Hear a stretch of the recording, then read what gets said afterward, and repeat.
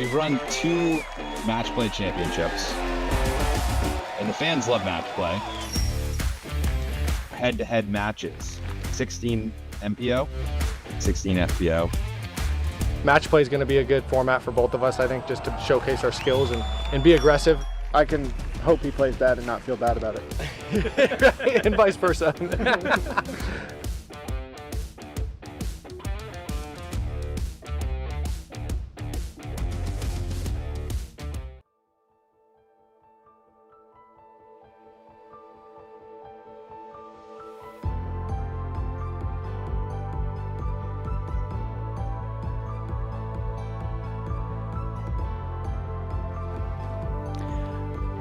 When it comes to match play, what used to be man versus nature is now man versus man. We now move from the western coast of Norway to just south of the capital city in Oslo for week 4 of the 6-week regular season on the Disc Golf Pro Tour Match Play Championships. I'm Brian Earhart. Juliana Korver joins me.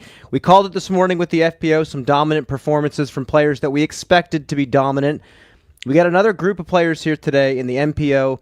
You always hear at the end of a victory, players say, okay, well, few holes left, I started kind of playing match play with second place. 18 holes of that. What's the mindset? Well, it's human nature to start playing against your component when it's coming down to the wire. But I don't think that's the best mentality to be in to play your best. So ironically, though this is match play for the entire 18, I think they need to be need not to have that in their minds, and they need to go out aggressively and try to get each hole and win each hole. Now, we come to Krokhol, a slice of disc golf heaven. Everyone's been talking about it. It's currently ranked as the #1 course in the world. But when it comes to a professional player that's been all over the world, what does it rank to you? It's my first. It leads the pack for me.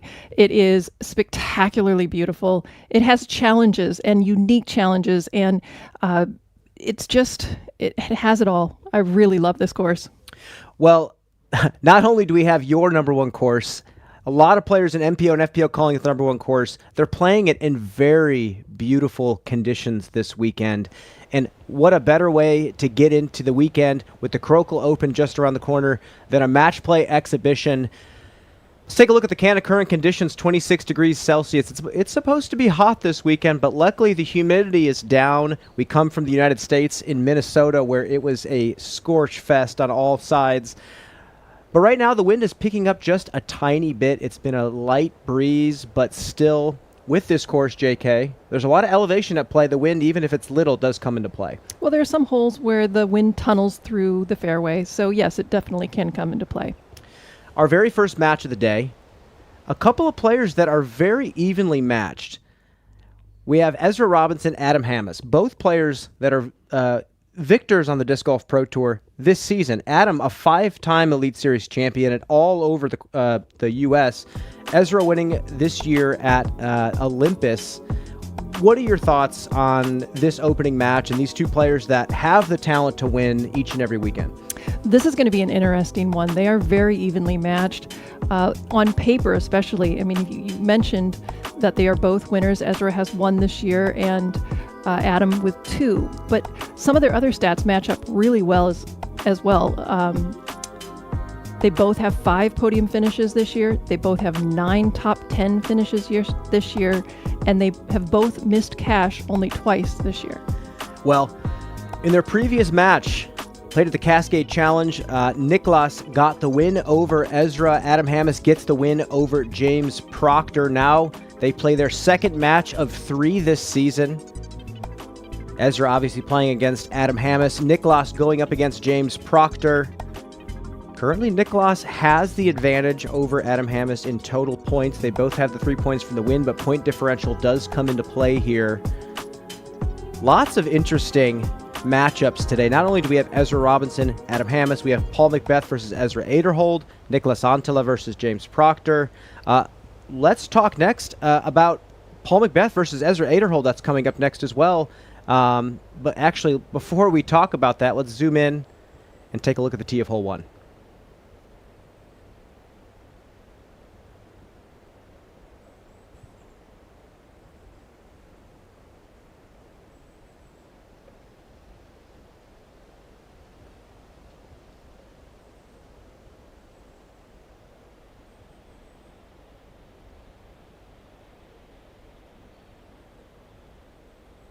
Absolutely beautiful views here in Oslo, Norway, just about half hour south. And we are going to send it down to the tee of 1 for tee-offs to get this thing started. This golf course. MPO, 2 flights. The first flight with just 2 guys, 1 notch. First at tee from Georgia, US. Tee disc Ezra Robinson.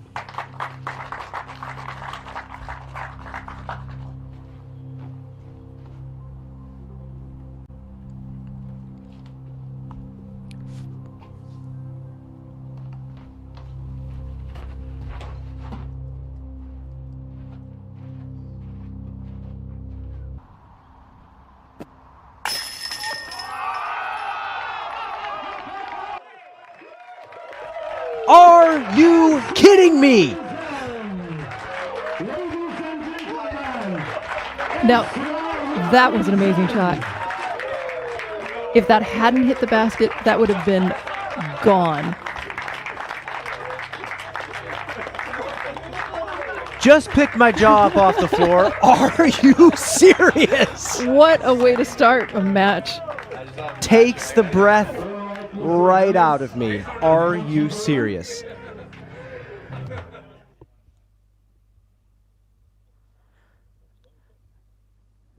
So we're going to call this the one-shot replay. You said it was going to go left if it didn't hit the basket. You're right about that. But let's take a look from this angle. Unbelievable. That's a lifetime memory for Ezra Robinson. And talk about taking the wind out of the sails for Adam Hammes on his first shot. It's a win-win for us. If Adam stacks the ace and pushes, totally fine. If not, we still got to see an ace. 436 uphill. What, you're not going to chase that down? The most legendary thing ever. There's no way.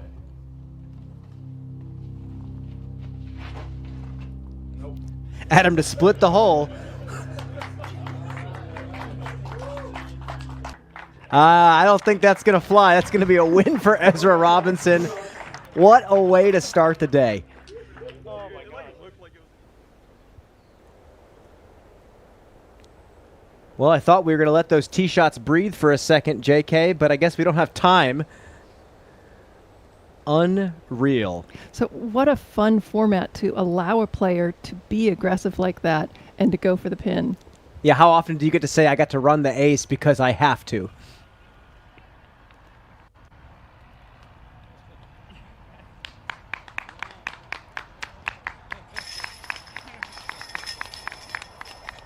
That's a dream ace, isn't it? Oh yeah, that's insane. Wow. Easiest way to win a hole that there is. And while we watch this again, JK, you were telling me about this green. They want the players to throw this kind of soft landing stall hyzer. If you're too right, you're not going to skip up on the green. And if it kept going... Yeah, if you're too right, you're actually going to roll down the hill. And if you don't hit the basket in that scenario, you're going to go OB left. However, these guys, that's a pretty easy par putt comebacker. But if you're right on line with the basket, this can be the option. Well, sorry, buddy. You're not going to get a lot of intel from this ace unless you do it again in round number 1. Not really a good way to test the ground play, but... Oh, my goodness. Yeah, that's one way to do it. Okay. So basically score wise. Okay. Whoever wins the hole. And just like that, hole number 2. Ezra's up 1.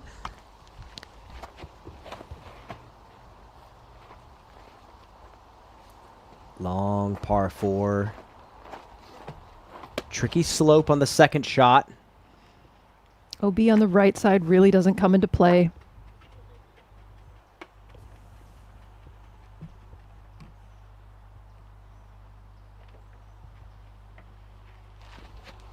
Now Hamas.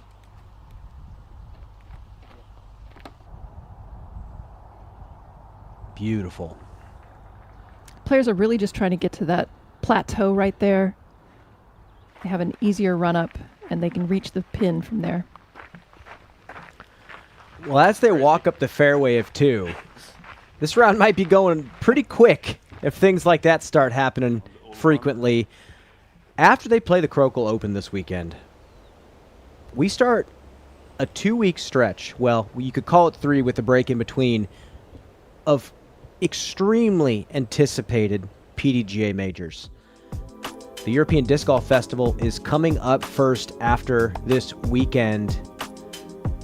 You can watch round 1 for free with a DGN free subscription. DGN is the only place to watch round 1. It will not be on YouTube, but rounds 2 through 4 will be streamed on DGN Pro. Scan the QR code and sign up for DGN free to stream round 1 live. No credit card needed. And we're talking about a tournament that players say is world-class in the way that they take care of the players and put on the show. You don't want to miss that one. But apparently, you don't want to miss this match either. Yeah. Turn over more than thing. Yeah. Okay. Now, JK, Ezra's drive didn't bend right as much as Adam's. Do you think he could find some trouble on this left side? Well, it looks like he's just skimming the edge, so he should still be okay. Had he gone another 5 feet left, and he would have been in a lot more trouble. Second shot. He's going to play the hyzer along with the slope.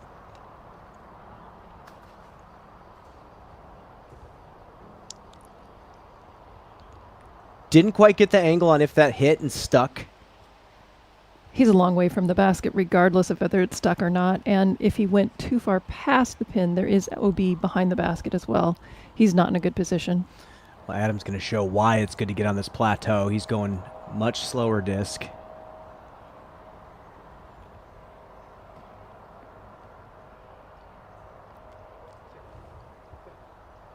A little roll forward, no problem. As these boys walk up the fairway to get to the green, we're going to take a quick commercial break here on the Disc Golf Network. We'll see you on the other side.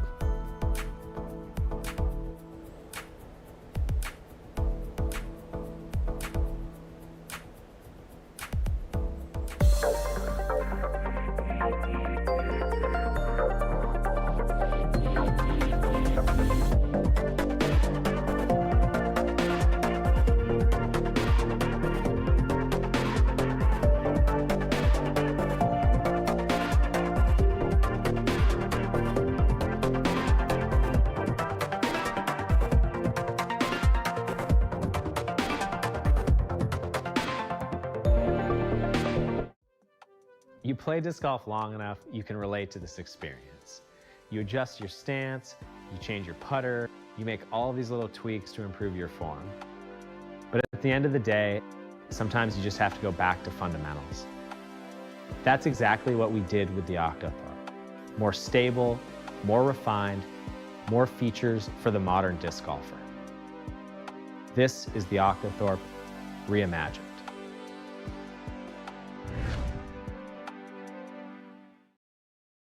The Disc Golf Pro Tour Match Play Championship is presented by Pound Disc Golf, one bag for life.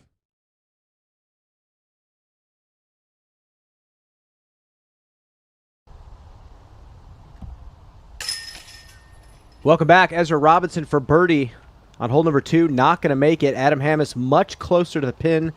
A chance to take back the point he lost on the very first hole after Ezra Robinson dunks, seriously, a lifetime ace on hole number 1. Unbelievable stuff. Now we're all square.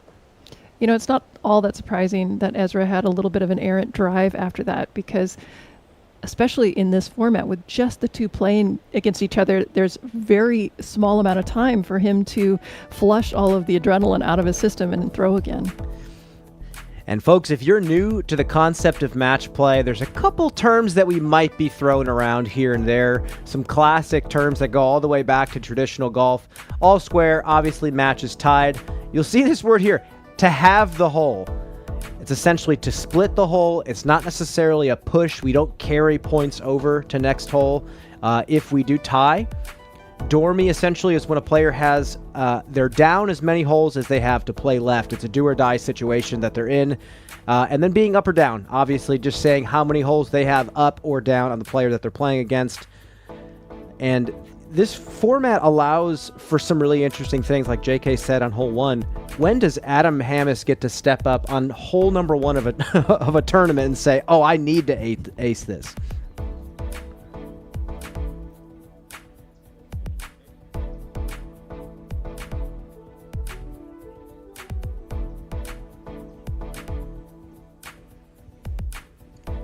Taking a look at the next bets for Gannon Burr. Here's Gannon Burr's daily fantasy position this weekend for the Krokhol Open.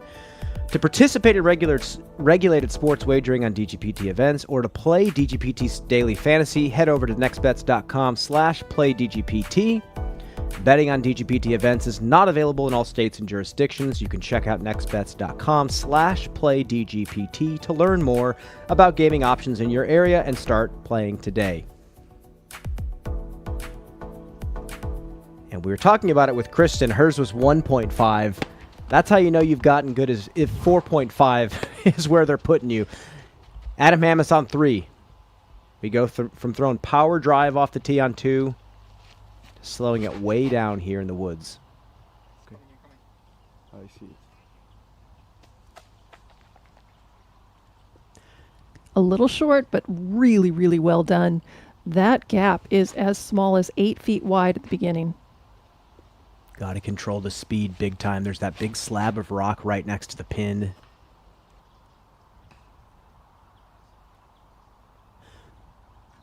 And you mentioned this. There's a big line of relief on the left side. We'll see where Ezra's is. We are going to take a quick commercial break on the network while they walk up the fairway. We'll see you on the other side.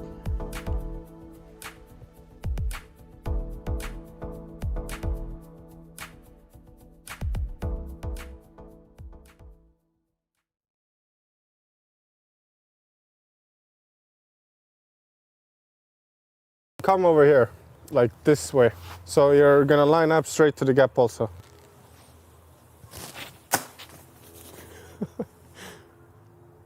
Go try again.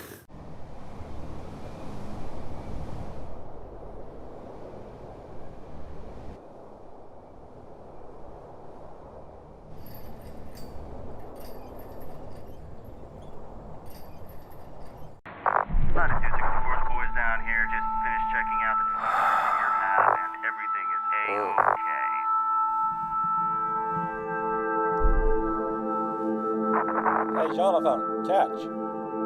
Huh?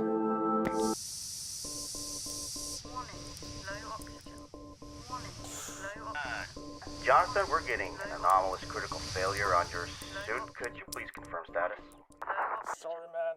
Warning, low oxygen. I knew Levi before Pound was a company. He wants it to be perfect.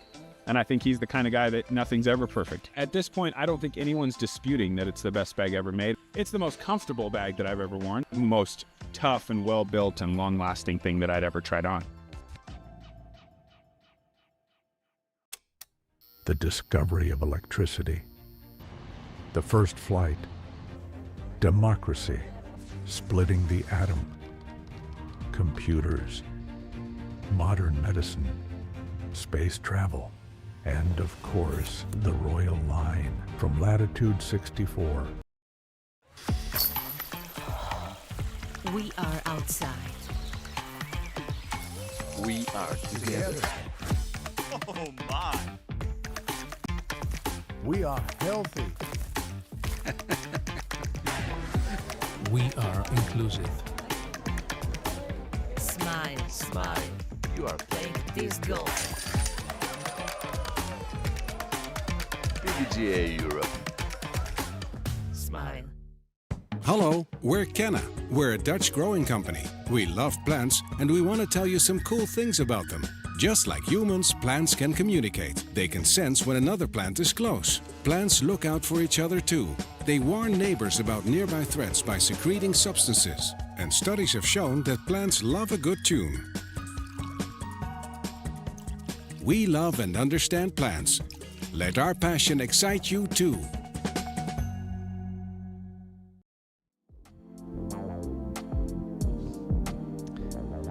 Welcome back. All tickets for upcoming Disc Golf Pro Tour events are now on sale. Scan the code or head to dgpt.com/tickets to check out tickets for events near you, or visit dgpt.com/Europe tickets for our upcoming European events. Tickets are available only while supplies last.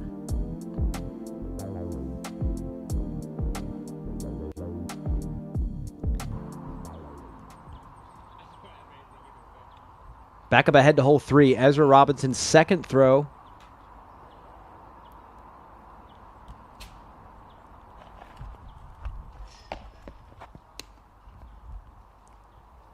And that's going to put him outside of circle 1, putting for par. This is for par. Well done. Adam sliding up much closer to the pin than I thought. Well inside of circle 1.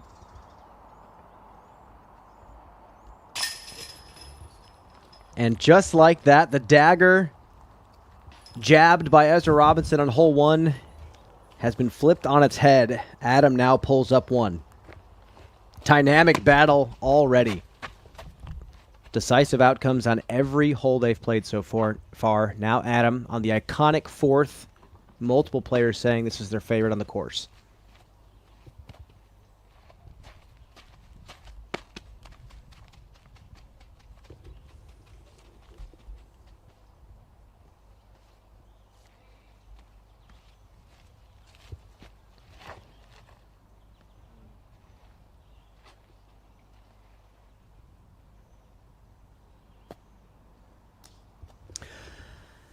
Oh boy, this man is on fire. Finishes final round in Des Moines with a 14 under par, comes overseas, wins the PCS, and now on a tear already at match play.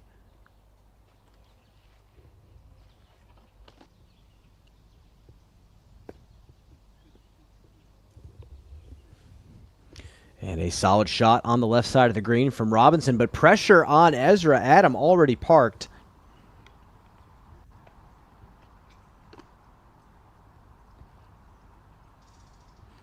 And like you said, it's kind of a funny thing. You ace, and there's no one you have to wait for.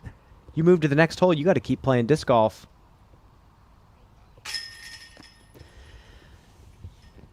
And that is going to be 3 wins in a row likely for Adam Hammes as he taps in.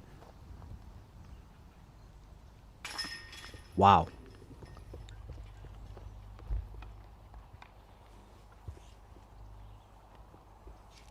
Very quick turn of events. You can say that again. What a start for both of these guys.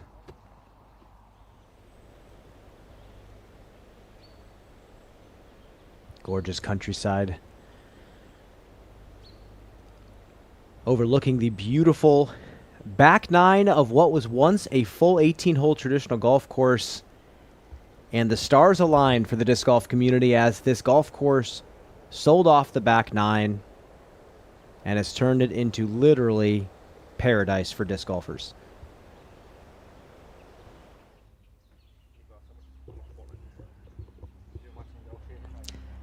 And a very intense close-up of the biceps. Let's hope he can put him to work today as he goes up against Paul Macbeth. As Esa-Pekka Tupola told me last broadcast, eat beans. You're making it to the end. That's like 2 games. I play a lot after the season. James Proctor going up against Nicholas Antala. It takes a full day to download the new maps and stuff. Nicholas placed very well here last year.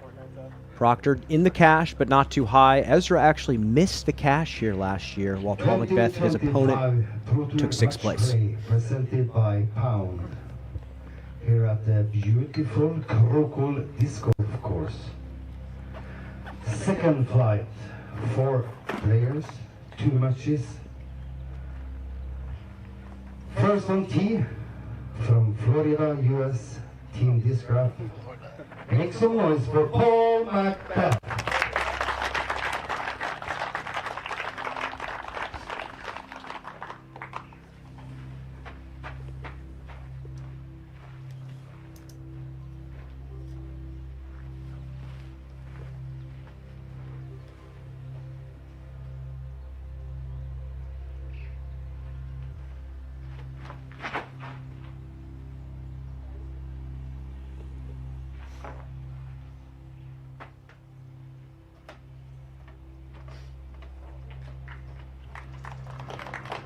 Next on team from Wisconsin, US, and Team Discraft, Ezra Earhart.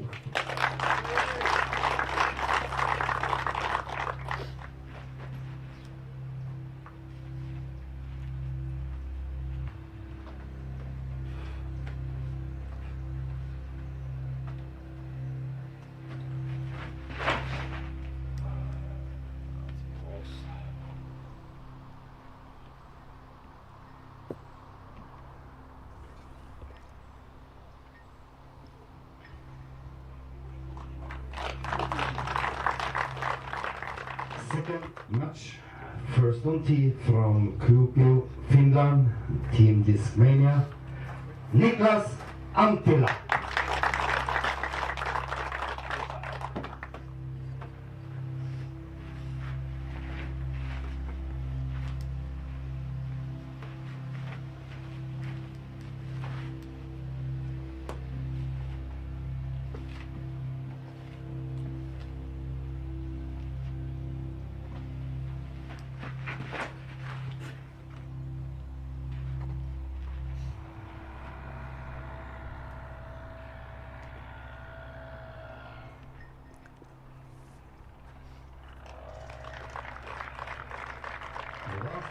From California, US, Thought Space Athletics, James Proctor.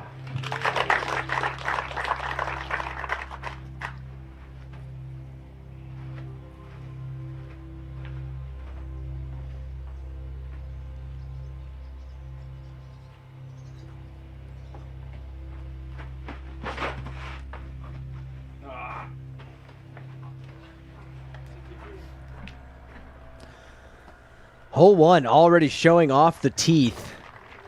The basket placement feels perfect for what they're trying to get the players to do off the tee here. It is extremely difficult to get the disc to land on top of that mound. It feels like they are wanting the players to do what Niklas tried to do, but a little bit higher, slow drift it off to the right, and let it land in that small sliver of land between the basket and the hillside. Up ahead, hole 5. Adam.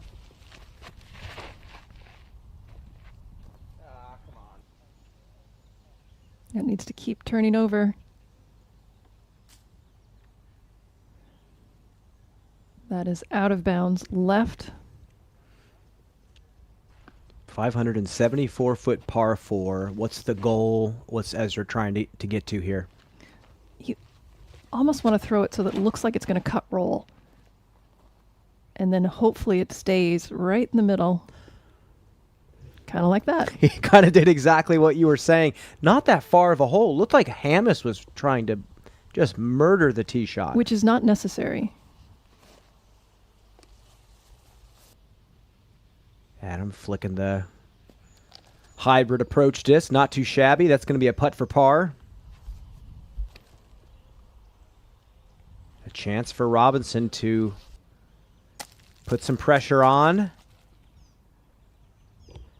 And that's going to be it. That's going to be about 28 feet. Slightly uphill.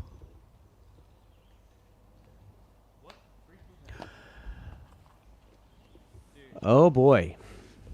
I tell you, I think it's that ace. It gets...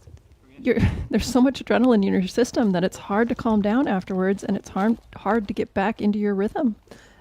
Anyone watching this right now who has ace in a tournament knows exactly what she's talking about.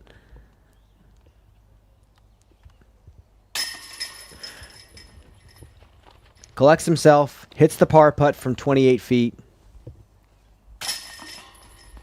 And they will split and move on to the next. Match play gives you a lot of those chances to attack when you know you have to attack. That was Ezra's opportunity to seize the moment.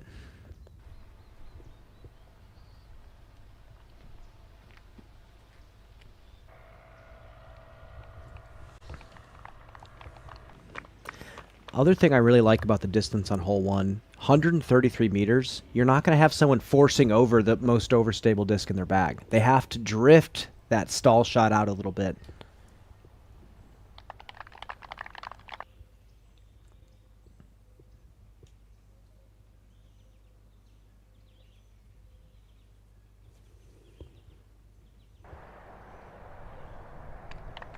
And we're going to see just a bunch of maybe soft bids up to the pin from 30 meters or so. But I've seen Niklas do this before.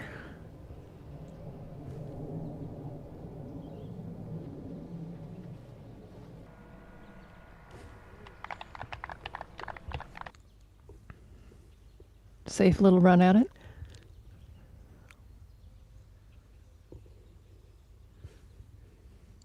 And a slow start from this feature card. Bunch of pars, moving on.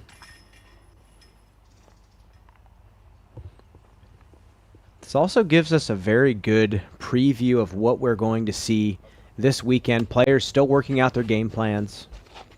But now we're up ahead on 6. Basket up and to the right.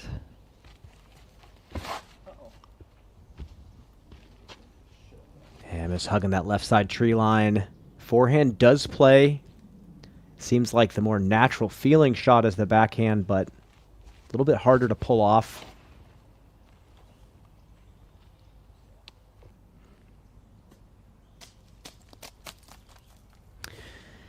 And he does it.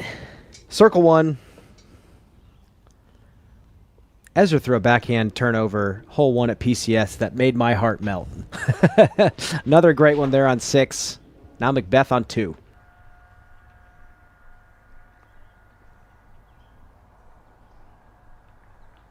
Hugging the left side a little bit. It's going to be a little obstructed going to the green. Won't give him the best angle. Players needing to get that long drift right. Got to drag the distance out as much as you can.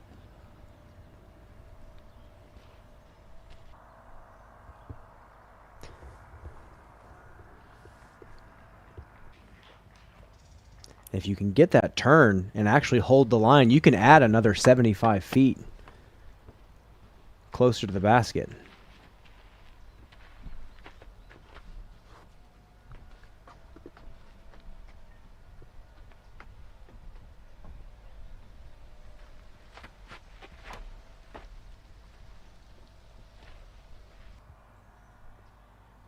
Still a bit stalled out. And that's too far. That's very similar to Paul's location. It's going to be, I mean, it's not that they can't still get up and down from there. It's just going to be a little bit tougher.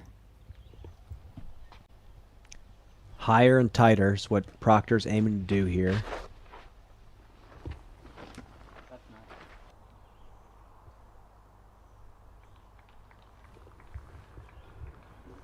It's a little better. And you're looking for them to get even more right than that. Yes. I think the ideal landing spot is another 40, 50 feet to the right. It feels warmer than 72 or whatever it is. Now Hamas on 6, long look for birdie. And in the tournament, you know for a fact he's going to be laying that up for par. Severe drop off behind the basket.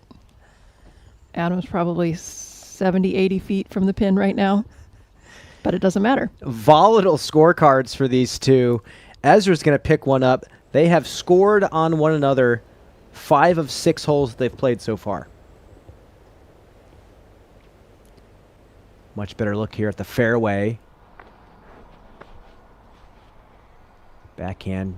Got to be very mindful of the sloped green. It's very tall.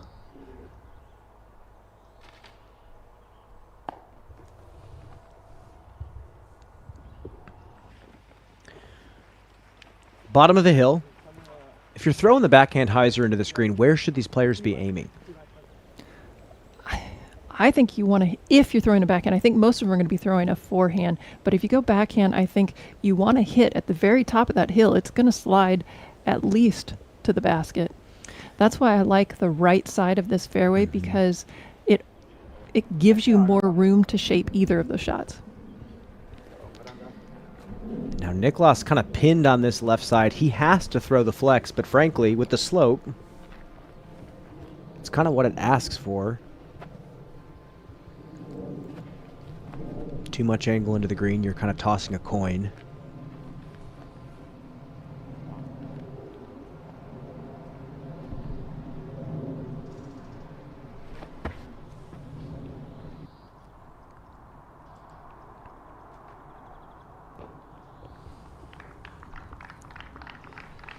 Puts himself. Two. Yeah, circle 2, maybe 13 meters away from the pin, uphill. Dangerous. Severi Saviniemi on the bag for Niklas. Hole 7, Robinson.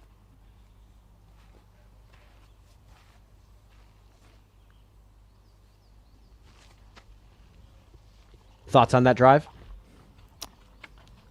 It looks like it might have filtered a little bit left. You really want to be in the short grass here, because this is one of those holes that gets tighter as you get closer to the basket. So if you're already in the rough on the drive, it makes the second shot very difficult. Hamas going counter spin on this, contrary to Ezra. That's fine. He's got a little bit farther to go, but looking right at the basket from there. Proctor hoping to land this one soft on 2.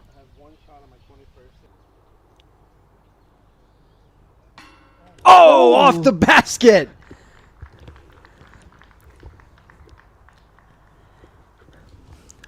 I'm actually starting to get a little weirded out how many metal hits and throw-ins we've seen this season. Whoever's writing the script is doing a pretty good job. Beautiful shot by Paul there. He wasn't restricted at all in that location. Now Hamas is second on 7.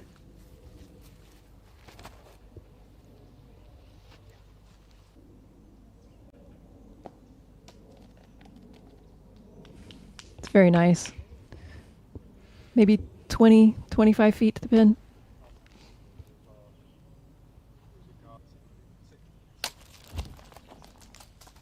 As you can see, it gets very steep behind the basket. And this is an interesting theme here at Krokhol. You see where the tee boxes used to be in the traditional golf course, and it makes for the most perfect speed control green in disc golf. Antala, long look for birdie.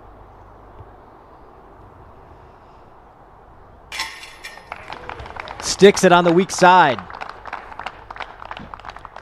You miss even a tiny bit, you land on angle. It's a weighted coin toss whether or not you're going to roll away.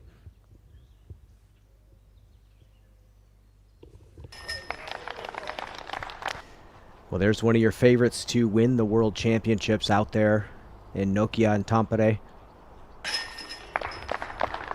Aderhold cashes as well from just outside the circle.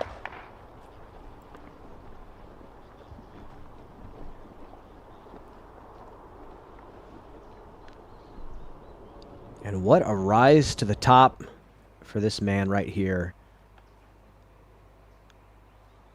Proctor to split.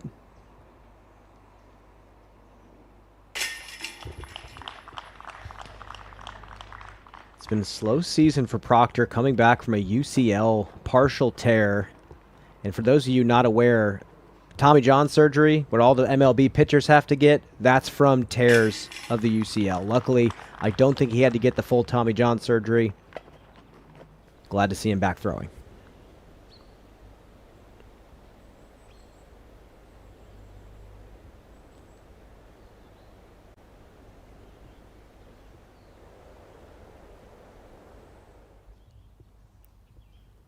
Up ahead now, Ezra needs this for birdie.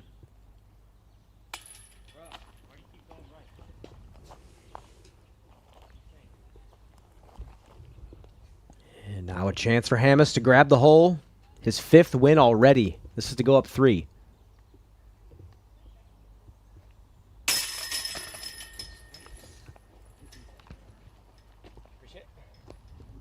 And Adam looks really dialed in. The momentum from the PCS just continuing on. We see him now on 8.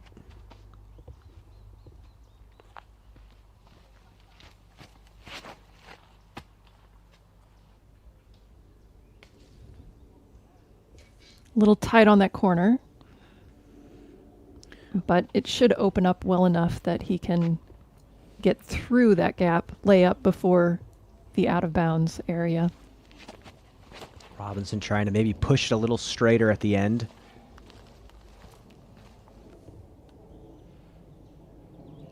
Looks like a similar miss. Macbeth now on 3.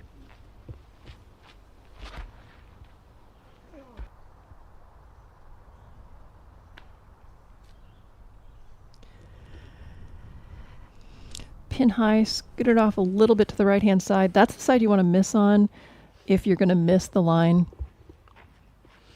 There is a little wall around the outside of the circle on the left side. It's only a few inches high, so if you do throw a really solid shot, fly the green, you might hit that and stick.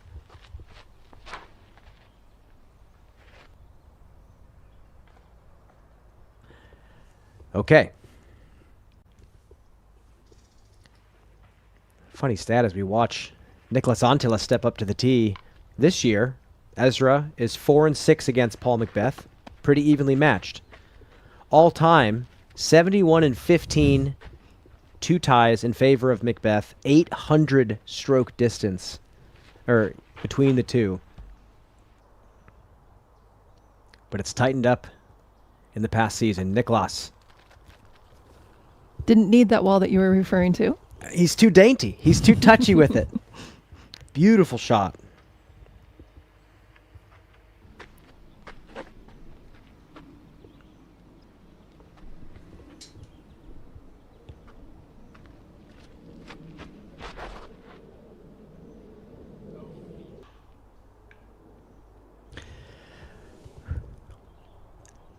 Now, if you're James Proctor and you're playing match play, you see Nicholas 15 feet away, is it respectful? Do you just pick up your disc and give him the point, or do you make him make that 15-footer?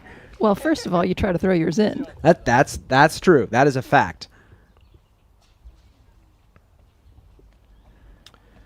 Adam forced to just lay up to the fairway.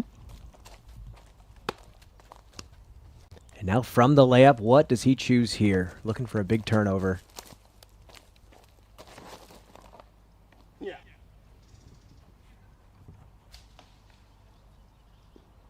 Catches the left side a little early, but he does stay in the short stuff. It's actually going to be a little bit difficult to make that corner as the basket is tucked over to the left. Oh, that very nearly did make the correct corner. That's the edge that starts the downhill slope towards the green. Hole 8 already showing off the teeth. And now 3, not going to happen. No throw in there for Proctor. And you're right, my brain is already in the mindset of how do I get up and down for par? And I think sometimes with these matches we've watched this year, sometimes the players forget that they can do that as well. You see them pick up without thinking, oh yeah, it's 150 feet. I can throw this in.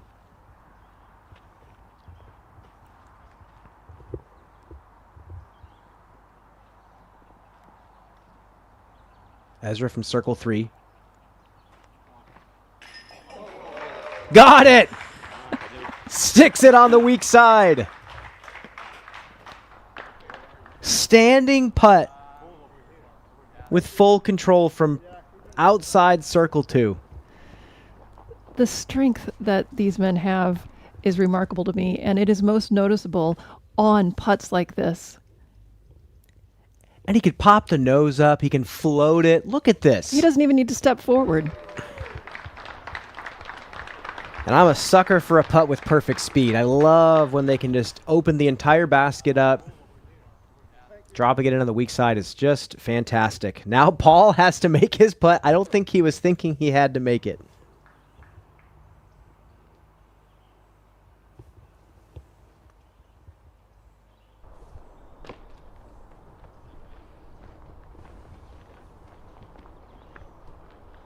That was going to be hard for him to get the right height.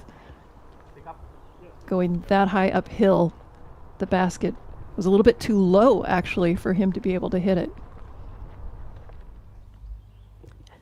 Niklas and Aderhold are going to grab wins, and Hamas, foolish feeling mistake. You know he's feeling that.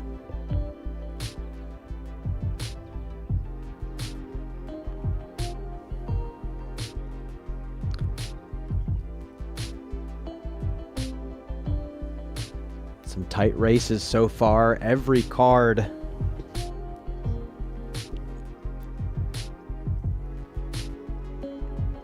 Hamas and Robinson having a shootout. We get to hole 9 now after Robinson takes the win. 85 meters, 279 feet uphill. Perfect. How technical is this shot from a shot shaping standpoint? Can you get away with not having to flip the disc too much? Yeah, especially the men. They've got plenty of strength to throw something slow that is just dead straight. The line is very straight. I like the flip up to help it ride up the hill myself, but it's not mandatory. Well, a couple of smoothies from these boys, and now the shootout continues from Circle 1, a couple of 20, 25 footers. Now Aderhold on 4. Paul Macbeth said this is probably his favorite hole to throw on this course.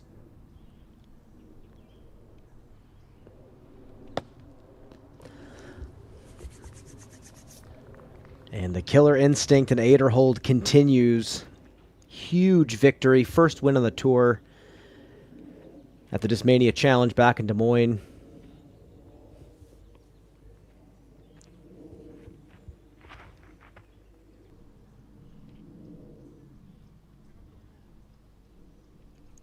It's a nice looking line.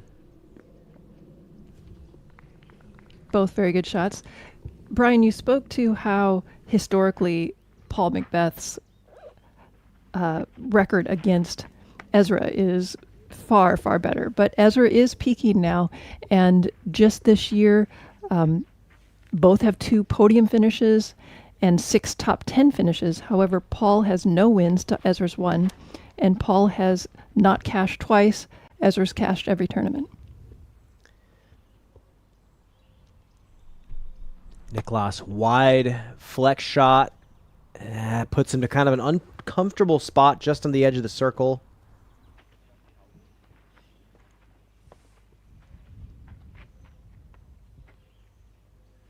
Proctor, on the other hand, dealing with the injury. Only 2 cashes this season. This is a guy who's won 2 Pro Tours last year. And no chance.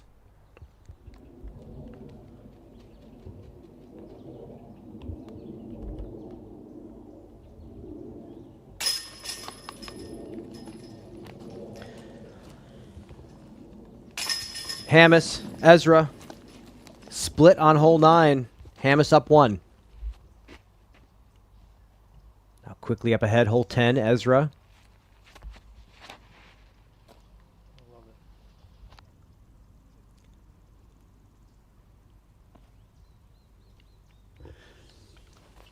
Nice little smoothie downhill.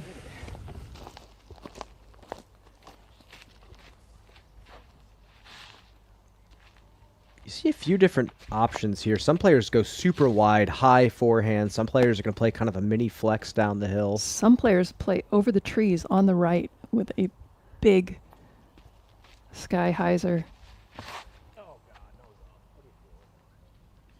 This looks sawed off.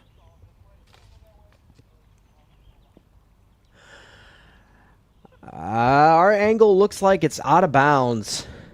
And just like that, Ezra has an opportunity to tie the game up.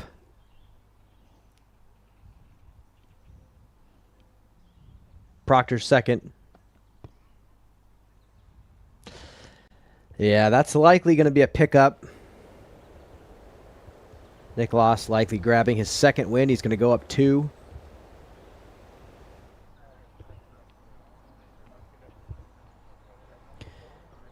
And a huge shout out to Niklas Antila for his performance at the European Disc Golf Championships out there in Norway. Wind speeds getting up to close to 70 miles an hour, which is considered a Category 1 hurricane, and a player not known for his ability to play in the wind, dominating the tournament. And Ezra grabs the win. He's down one. Actually, now, sorry, tied.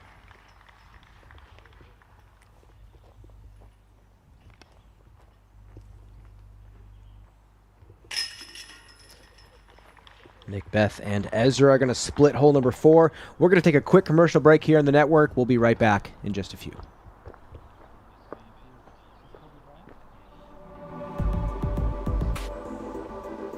Okay.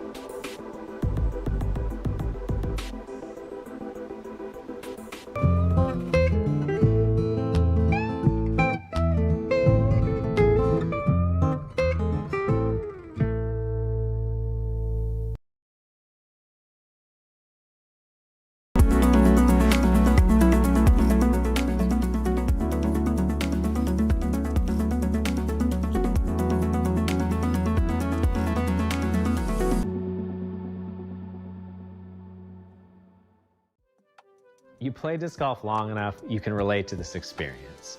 You adjust your stance, you change your putter, you make all these little tweaks to improve your form. But at the end of the day, sometimes you just have to go back to fundamentals.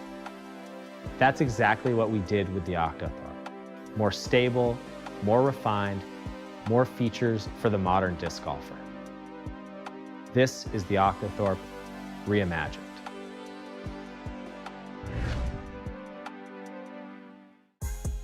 My name's Paul Uliberry, and I use the Uli Signature All-Terrain cart. I use the all-terrain because when I'm on tour, I typically use a lot more discs than a lot of people, and this is the slimmest cart you're gonna get with the most disc capacity. It's easy to navigate around the course, and the height of the seat, perfect for a rest spot. Also easy to transport in your vehicle from spot to spot. If you're like me and you carry a lot of discs, this is the cart for you. What is the simplest way to improve your disc golf game? The answer, learn from the very best. Paul Uliberry, Simon Lazat, Ezra Aderhold, and Holland Hanley. They're not just players, they are your elite coaches guiding you every step of the way. The Power Disc Golf Academy is the premier online disc golf academy with over 150 on-demand lessons that are specifically designed to improve your skills right now. So what are you waiting for? Join today at powerdga.com. Welcome back. Ezra Aderhold on hole 5. And there's that conservative forehand that you were talking about.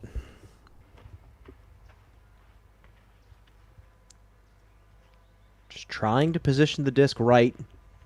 Saw Hammes try to kill the backhand. Found himself out of bounds.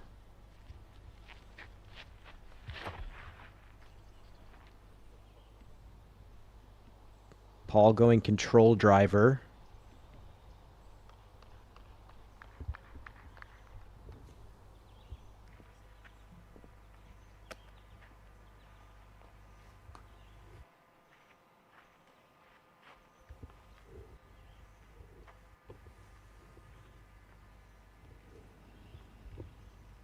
Niklas. Also going backhand.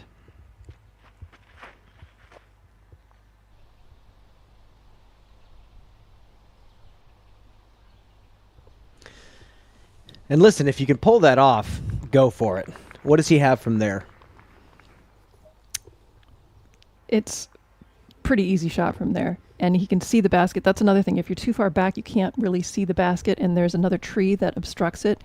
So being able to have the visual, big advantage.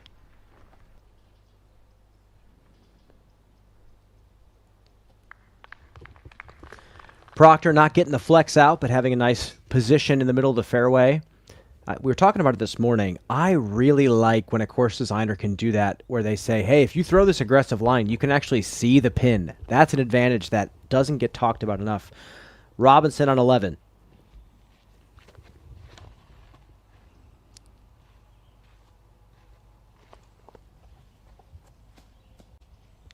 Wow, able to control that turn. I was nervous when he let go of that going towards the left-hand side, but that just beautifully came right back into the middle of the fairway.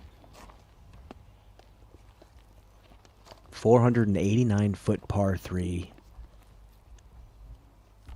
Really want you to try to helicopter these fast drivers into the green.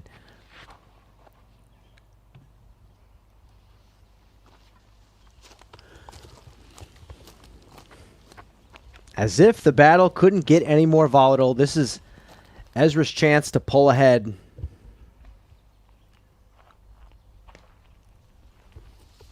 Already multiple times, the lead flopping and flipping back and forth.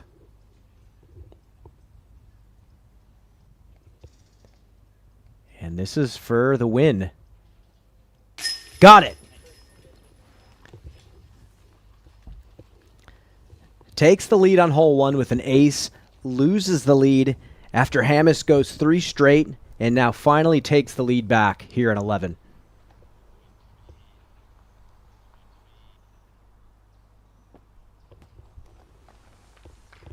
Paul McBeth sticks one next to the pin.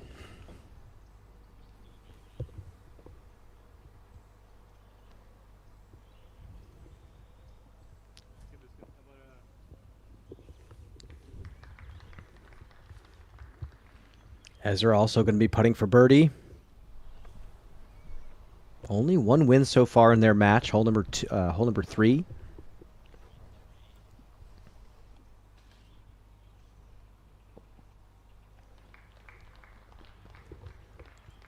James Proctor, big turnover putter. And now we see what the aggressive play gets you. This is a chipper. That is crazy.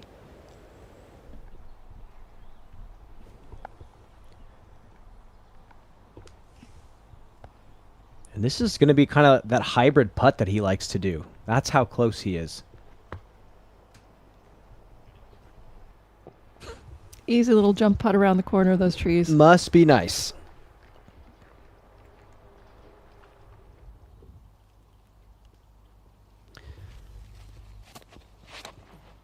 Robinson on 12, riding that right side tree line.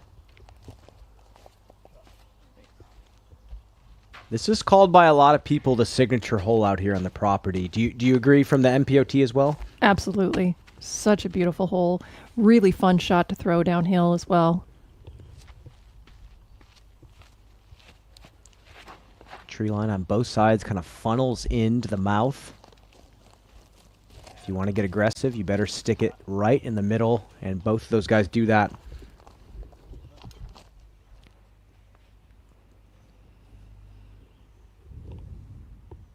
Eight or hold for birdie. Yes. Macbeth putting for birdie from 13 feet, likely to make Proctor just inside C1. And he will make good, grabs the birdie there. Unfortunately, Niklas just a hop, skip, and a jump away.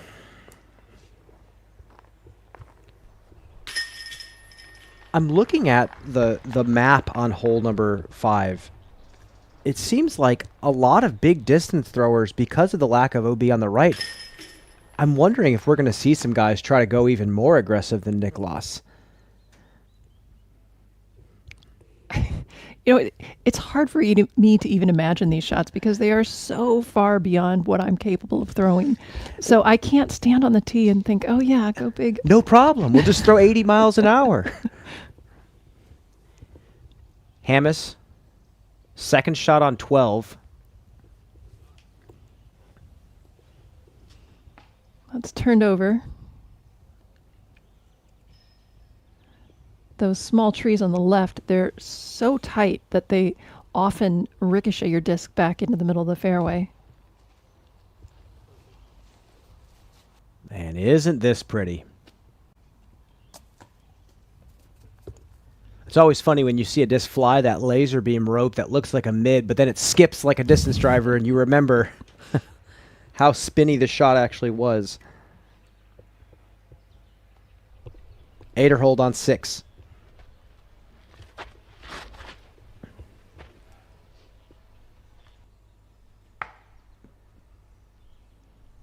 A little too wide.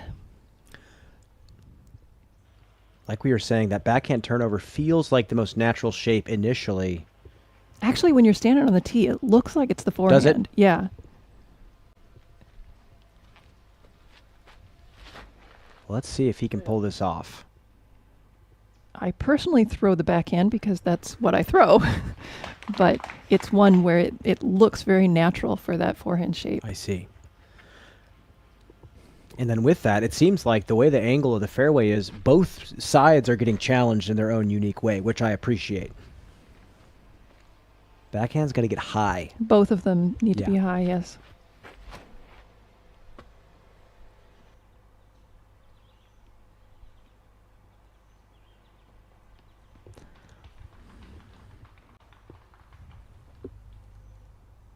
Not too shabby. Long look for birdie.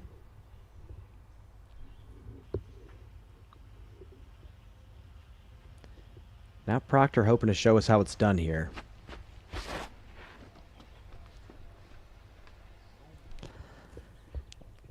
Tricky hole number 6.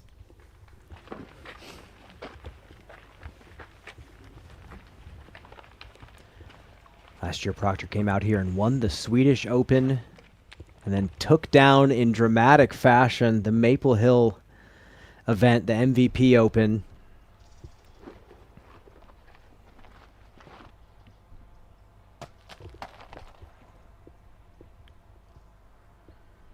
And a nice smooth shot up to the green.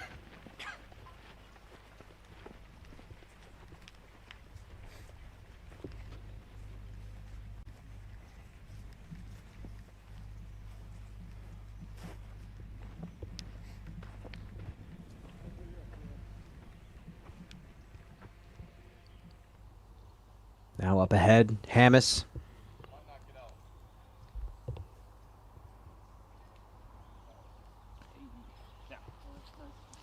And that's going to be okay. Ezra's still going to be way up there putting for the birdie.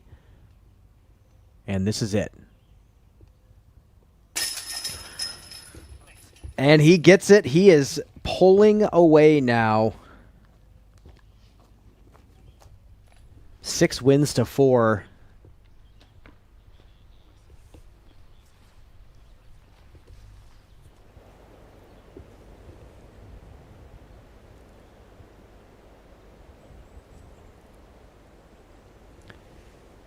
And some long looks over there on hole number 6 for our lead feature card. Antila for birdie from 49 feet. Ezra just laying up there. And this is a unique scenario. Can't afford to roll away.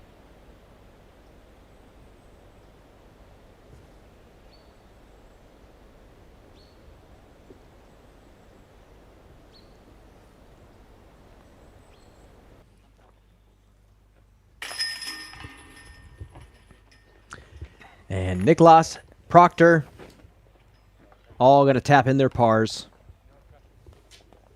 Looks like we got a layup from Niklas. Understandable. Not going to want to chance this green.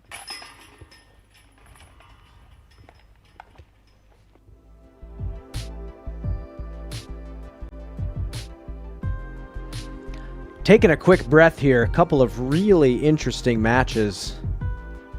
The solo card, Ezra and Adam. Only 2 wins separate them despite 10 individual holes won out of 12. Aderhold currently up 1 to Macbeth. Niklas up 2.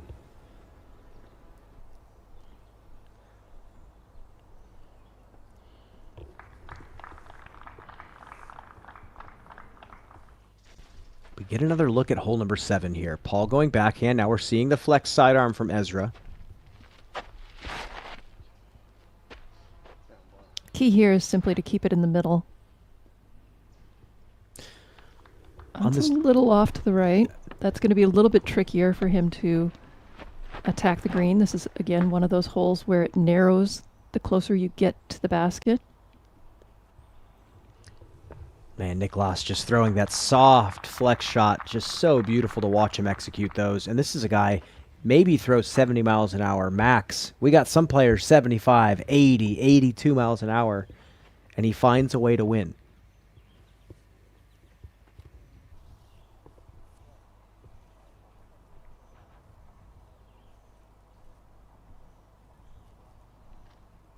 Well, with arm speeds like that come great benefits, but also the potential to get into big trouble. Yes.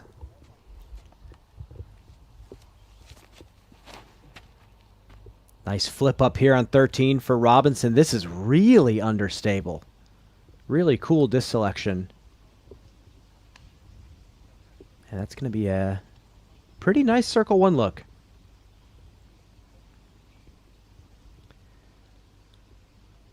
When Robinson does throw the forehand, it's not bad. It's really solid. But you love to see a guy like him that says, yeah, I got the sidearm, but I'm going to throw this really technical backhand because that's what I know. And that's what I'm confident in. As far as the beauty of a shot, I don't think anything beats a slow turnover backhand.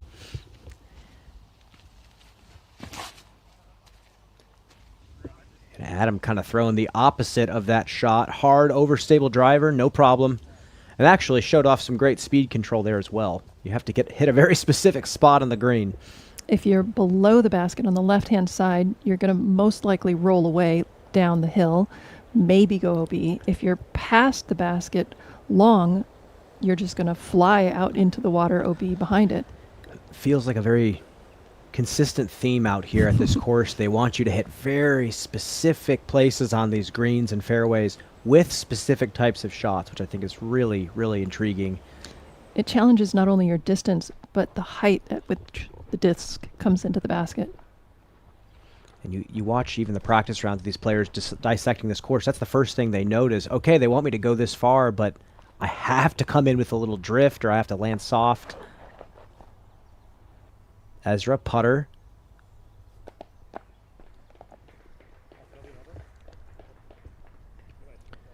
There's a chance. He's been strong from C2 this year.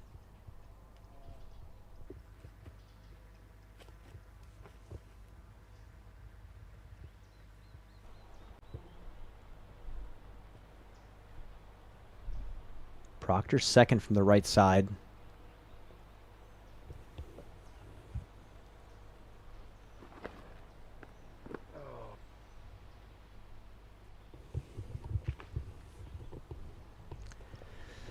Not able to maintain that turn. Pinched off on the left. Now Robinson for birdie. And this boy is heating up. He's finally calmed his nerves after the insane ace on the very first shot of the day. And he is cooking right now. Talk about momentum shifts with this group. And I feel like both of those guys ride momentum to the top, literally to the top. Right side hyzer on this hole. You looked a little intrigued. I like that. Well, it's a much smaller gap going on the right-hand side. I'm telling you, next year, Mando. Right there on the right side.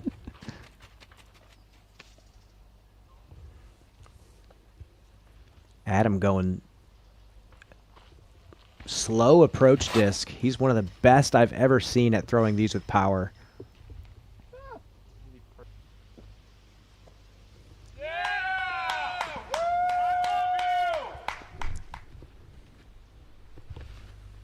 Back to 7, Macbeth. No win so far. He's down 1.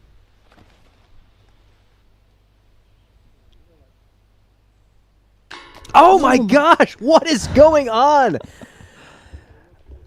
The controller of this simulator's got to cut it out.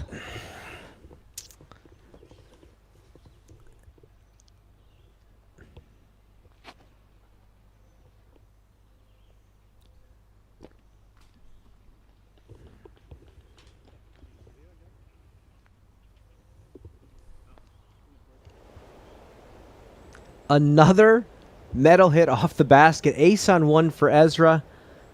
off the cage. Now Macbeth off the cage.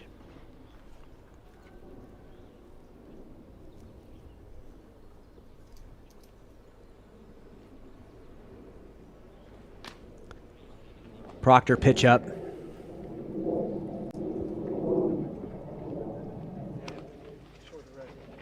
Wow.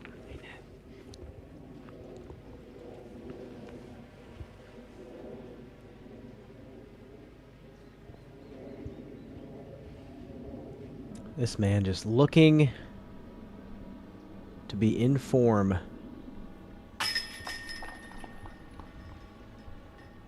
Not going to happen for Ezra.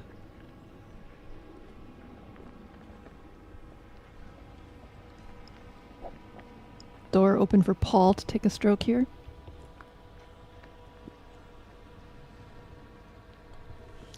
I find it so interesting that Ezra, a guy who really looks solid on this course, missed the cash here last year. Just the past 12 months for him have been monumental for his growth as a player.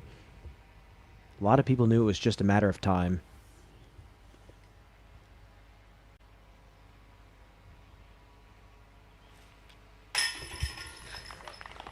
Niklas makes good. He's going to snag another win over Proctor. That's going to be 3-0. Advantage Niklas. And Macbeth nearly dunking it in. Squares it away.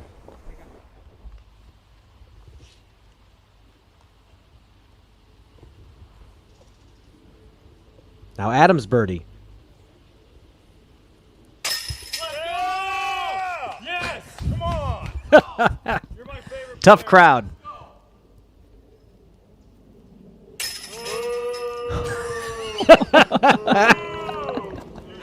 I was wondering who was booing on the tee shots. Gannonberger, Gavin Babcock, Sullivan Tipton. Always for the content.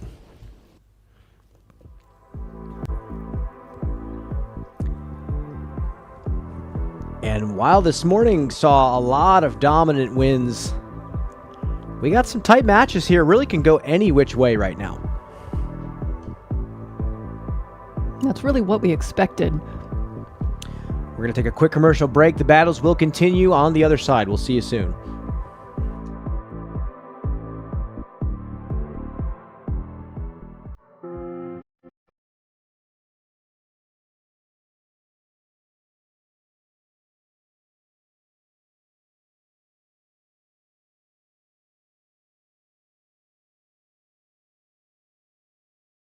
Hamas needs to get something going. And in Adam Hamas! Hole in one! Incredible! I knew Levi before Pound was a company. He wants it to be perfect. And I think he's the kind of guy that nothing's ever perfect. At this point, I don't think anyone's disputing that it's the best bag ever made. It's the most comfortable bag that I've ever worn. Most tough and well-built and long-lasting thing that I'd ever tried on.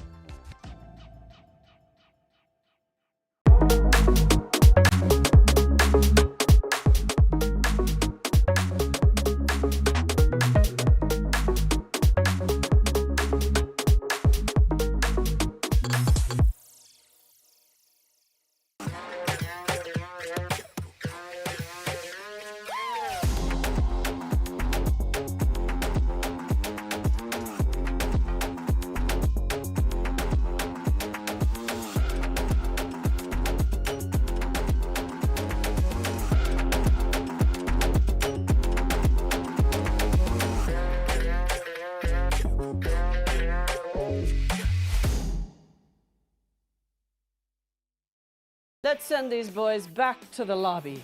Get on. Oh, Grandma's got a hot kettle for that tea bag. How did you get so much energy from a candy? One Shot is no ordinary candy. It only has 4 grams of sugar, and the nootropics help prevent jitters and crash. Grandma, do you think I could try one of those One Shot energy chews? Oh, sure, honey. But if you come for the queen, you better come correct, Sprout. I'm the OG. Got it? Got it. Level up your energy with One Shot. Grab yours at oneshotenergy.com today. experience is the greatest teacher. And I'm so blessed after 40 years and 150 so courses, every project I'm still learning. I think when you get down to it, a lot of it is about vision. There's the vision for individual holes. There's the vision for the property and what it can become as a course and what it can become as a venue. And then there's the vision for what disc golf can become. If you design, if you test, if you manufacture, there is only one technology partner you need. TriMet Group is the leading provider of design, engineering, and manufacturing solutions for thousands of companies across North America and Europe. Innovation starts here. TriMetGroup.com. Welcome back to DGN's coverage of the 2025 Match Play Series. This is week 4 of 6. Ezra Robinson, Adam Hammes locked in a tight battle. Out of 14 holes played, there have been 10 decisive holes between these guys. Adam now down 2, teeing off on 15.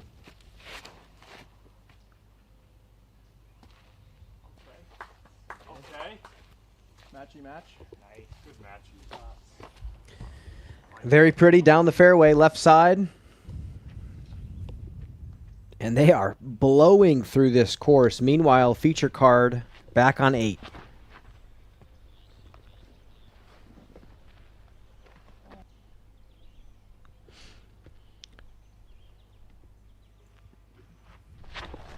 Now Ezra going hyzer.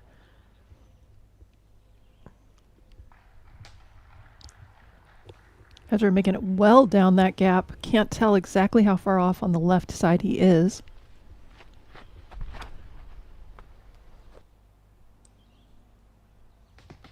Hole is demanding a very subtle hyzer. Big drop off left.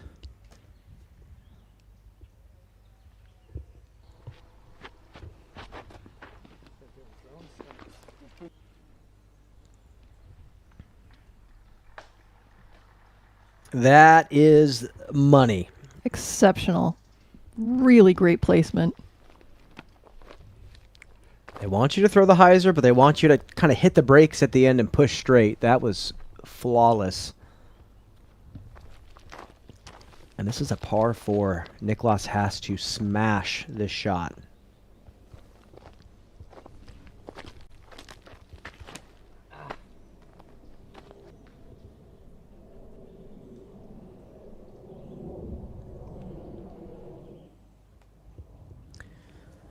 Chance for James Proctor to get up and down, take a birdie, and grab his first win of the day. He's down 3 right now.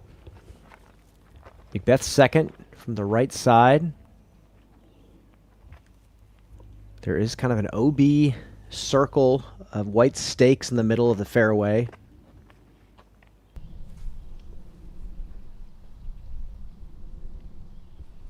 Paul laying up shy of that OB area.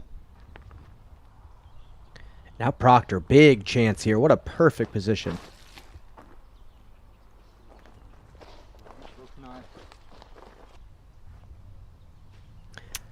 Well done. Finding that gap in the trees perfectly. Probably circle 1, a little below the basket, behind it.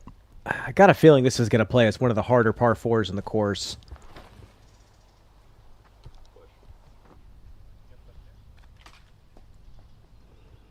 That came in the woods too early. He's going to be trying to find a path through all of those trees.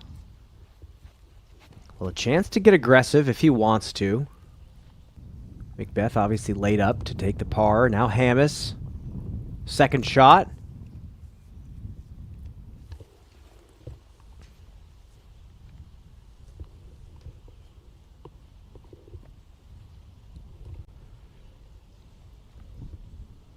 Ezra way up the fairway.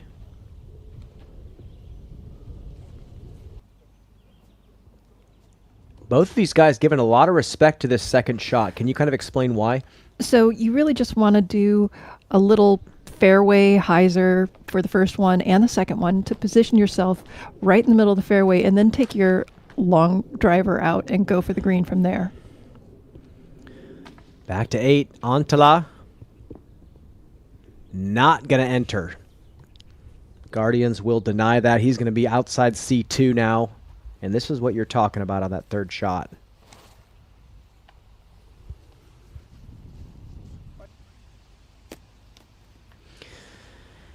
Man, he is playing this course so well. Both of them, actually. Ezra also having a great day. Little shuffle step. It's fun to compare and contrast the style differences between these two players. Seems like Adam, while he has the technical skill if he needs to, it seems like he'll always opt for that overstable flex sidearm if he can. Meanwhile, Ezra does some of the most magical things with the slow flippy disc. And it's beautiful to see that top players in both divisions kind of still have those shots in the back pocket when they need them.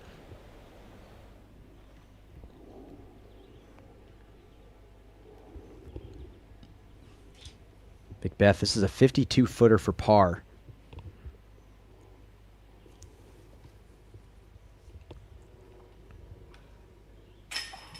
Got it! Strong side. And I was going to say, actually, the scramble percentage for Paul McBeth has actually been not great this season compared to years past, as well as getting to C1 in regulation as many times as the top competitors. But this time, it's a little downhill death putt. No worries. But it may not be enough, as Ezra's inside of circle 1 for his birdie. Now Antala for par.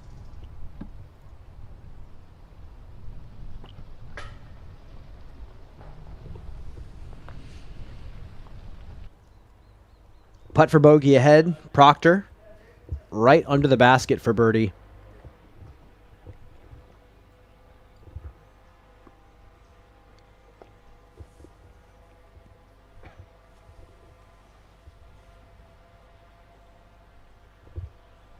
This is to take a stick on McBeth.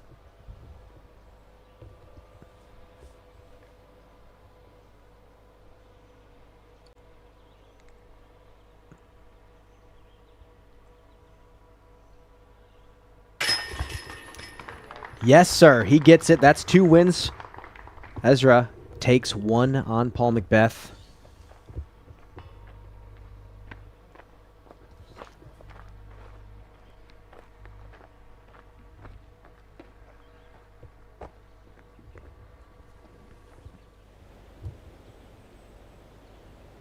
And that is likely to be a pickup for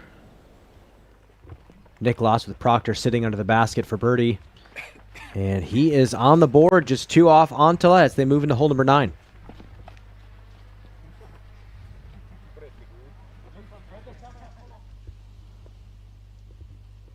Ezra makes it. They're both going to take birdie 4s on the 15th.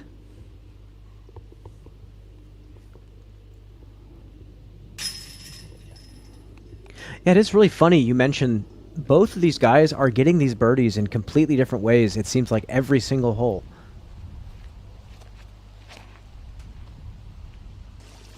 Ezra on the tricky 16th. Oh, conservative play, and he looks like he still goes out of bounds.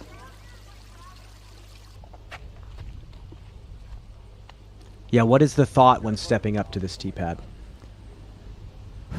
It's such a punishing OB going back to the drop zone and still having a 211-foot shot looking right at the water. So it looked like Ezra was just trying to lay up to the fat part of the fairway and was unsuccessful in doing so. It looks like Hammes pulled out a faster driver. And I think he's going to go out of bounds. So here's the drop zone.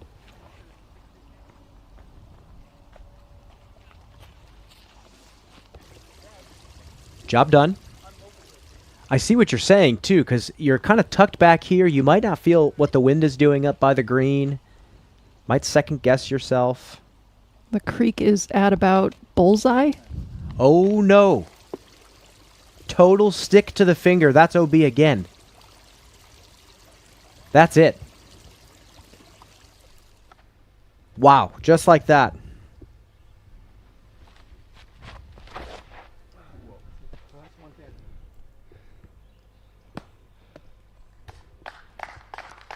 UD up and over the trees. That's definitely something. Takes all those trees out of it. It's always interesting. You see your card mate do that, and then you step up trying to throw the hole the way it's supposed to be played.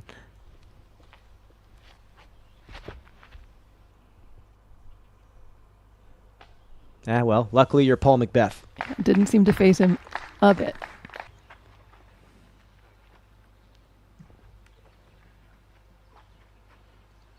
Yeah, seeing more and more players throw that style of shot to just get over everything with a consistent finish.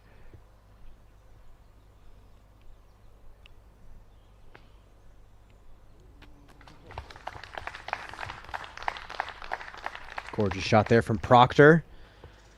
That left side is pretty consistent at giving the players a nice forward skip with the uphill.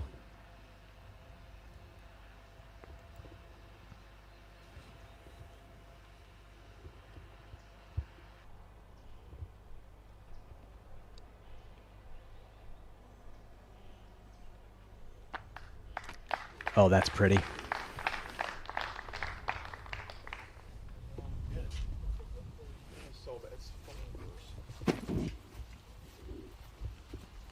And they just confirmed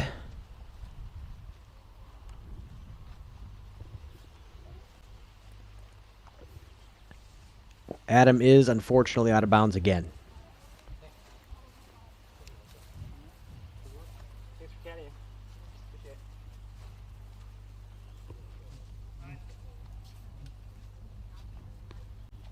And that is match. Ezra Robinson shakes the hand of Alden Harris. Kind of stinks to have your buddies following you, booing you the whole time, but apparently it worked out for him. Ace on the first hole loses the advantage, gains the advantage back late. What a performance from Robinson. Now Macbeth needs to make this. Yep. It's actually been an okay year for Paul from Circle 1. I believe he's around 87%. Only 2 players at 90 or above.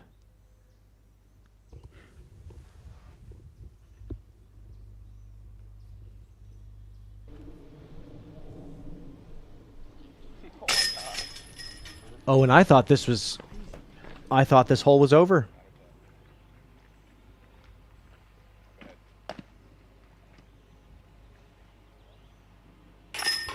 Well, you can't take anything for granted. I just learned that lesson right now. That's got to sting.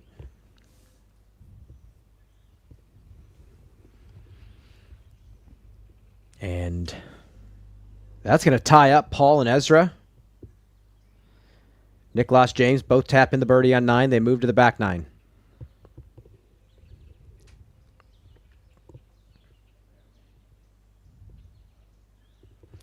And I recall Macbeth, when talking about match play, when he was playing against Ricky in Kansas City, they asked him,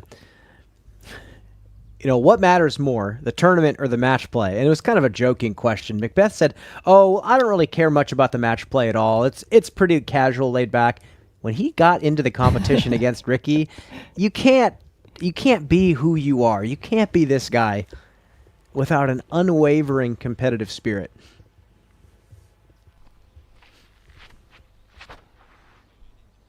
There's that big hyzer I was hoping to see.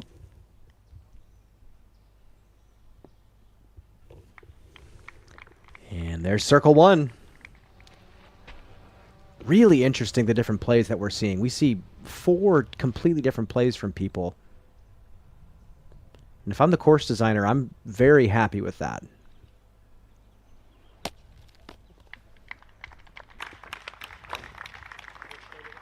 Okay, it's going to be another shootout from Circle 1.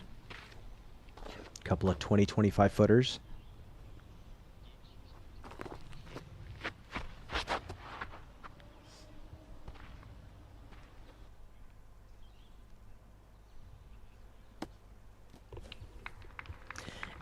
And these plays, if the wind picks up just a bit more, it feels like it's going to be a lot tougher to throw that right side shot. Oh, absolutely. A lot less predictable. Because it looks like, yeah, Niklas is going for it too. And you know he has a backup plan set up in case it gets a little windier.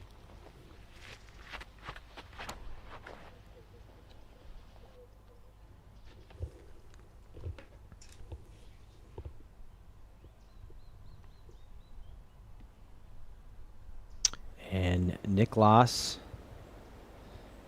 is going to be out there. Birdie Pro, build your player, use your skills, roll to victory. Get your copy of the best-selling disc golf board game at boaterbrothers.com. And during the tournament, they are offering free shipping anywhere in the USA.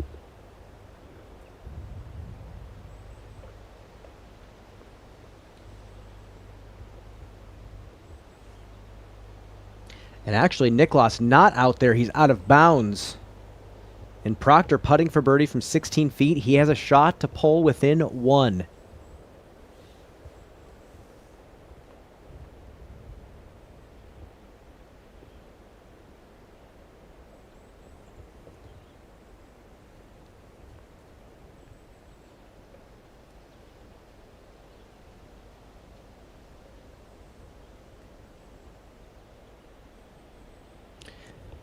And as they walk to the green, you were mentioning how Paul has not won in quite some time compared to what we're used to seeing from him. Ezra just picks up the win in Des Moines. His career starting to take off. I think Paul said this was his 18th season out here on the road. When you're that good at the top for that long, what is the approach to the game professionally at that point? Well, I certainly didn't have that kind of longevity, so I can't speak to that. But when you're at the top, it kind of becomes hard to make goals. And just saying one more time for whatever it might be, it's not as motivating as saying, I want to do this very specific thing. So it becomes a different challenge to maintain that kind of focus and that position within the sport. Well, we move up to hole number 11. Beautiful par 3. Can you walk us through? There is an up the gut option that we're flying right now, but with these big arms, we might see people throwing it out over the trees on the right-hand side. The trees don't really open up near the green, but you can just kind of use them as a backstop, and if you land at the base of them, you might get lucky and have an opening for a 35, 40-foot uphill putt. Yeah, we saw Ezra and Adam both trying to go straight at it, trying to drag those long shots left to right. Ezra was successful, but at 489, it plays a little bit less than that. It's so touchy.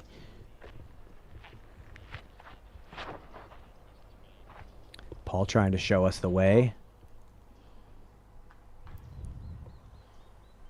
Yeah, unless you're one of those guys throwing 75, 80 miles an hour, you're not going to get to throw a slow driver at this. It's going to be control driver. It gets tricky to keep that on a straight line. It's a pretty thin fairway, and the thing is, if you're going to be in the rough, you want to be in the rough by the green. Well, I think this shows us that up the gut is kind of the way. That hyzer completely blocked off, like you said, by those trees close to the basket.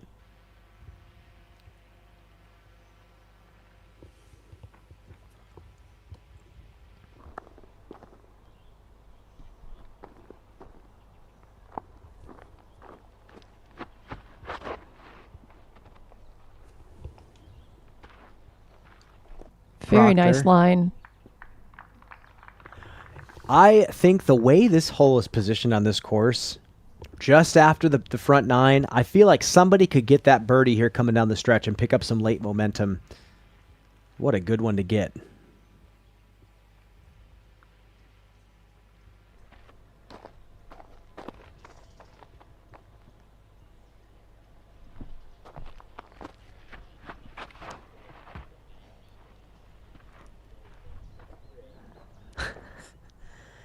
And Niklas trying to stretch every bit out of this disc.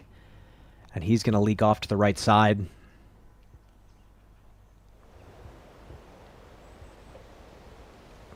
Unbelievable scenery out here, just a half hour south of Oslo, Norway. Drone shot brought to you by Flight Factory Discs. You can scan the QR code and head straight to flightfactorydisc.com and check out everything they have to offer. Huge selection of apparel, discs, you name it, they've got it.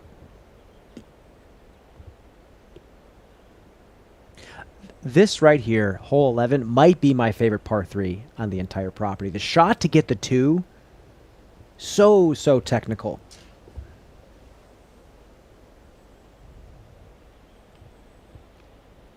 And like you said with the trees on the right, if you want to throw the hyzer and stick the green, be my guest. What a small slot they have to fly through. I don't think the people that are throwing the hyzer, and I saw a very large group going this route, they're not actually trying to get right at the basket. They're just taking their chance with a potential birdie putt around circle's edge or short circle 2.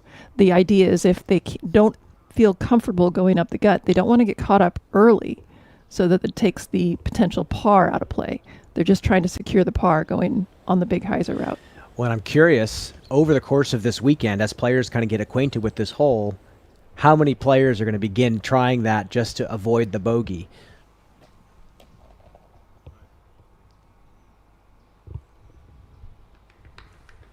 Ezra just going to tap in the par there.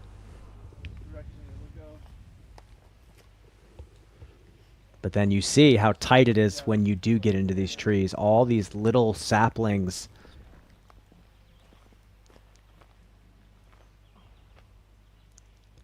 And it feels intentional. They could very easily trim those down.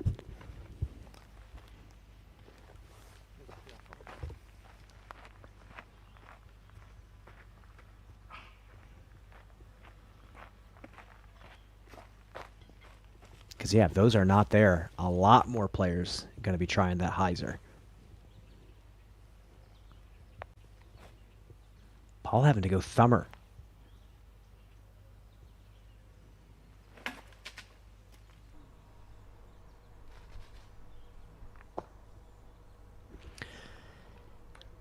Not bad. From that position, I'd say that was very good. Yeah, and Paul way back there.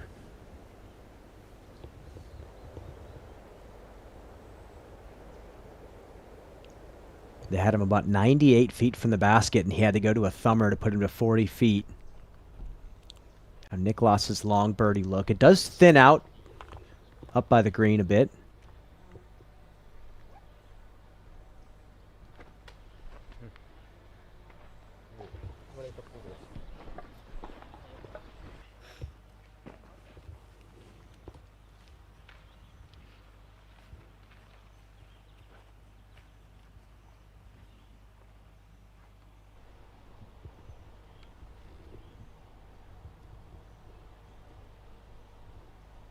Proctor to win the hole.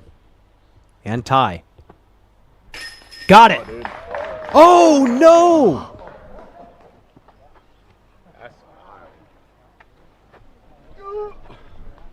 Oh, the basket chewed on it for a second and spits it right out. Look at this.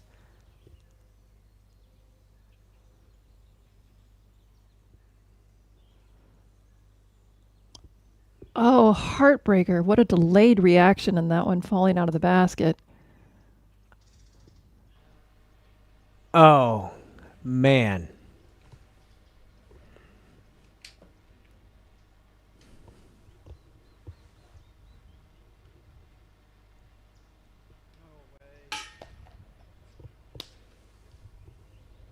And Paul not going to get the par. Ezra tapping in the par That's going to be another win for Aderhold, and that's going to put him up 1. Oh, that's the kind of spit through that makes you fall to your knees. That just stings, no matter what.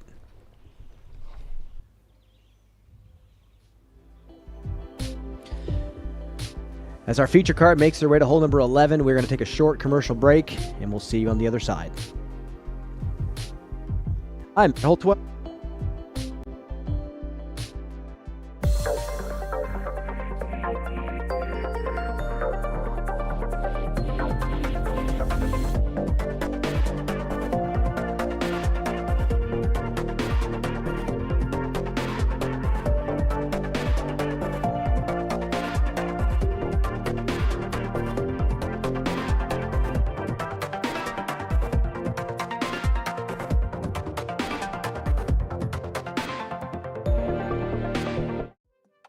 You play disc golf long enough, you can relate to this experience.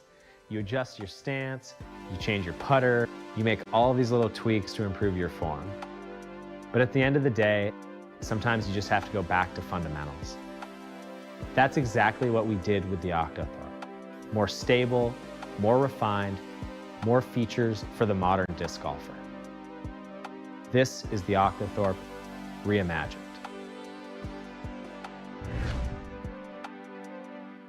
Come over here, like this way. So you're gonna line up straight to the gap also.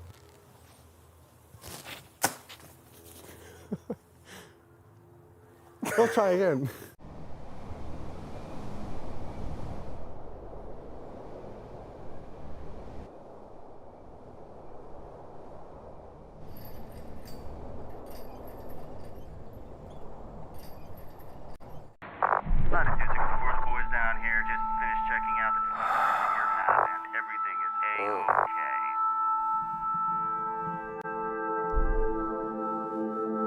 Hey, Jonathan, catch. Huh?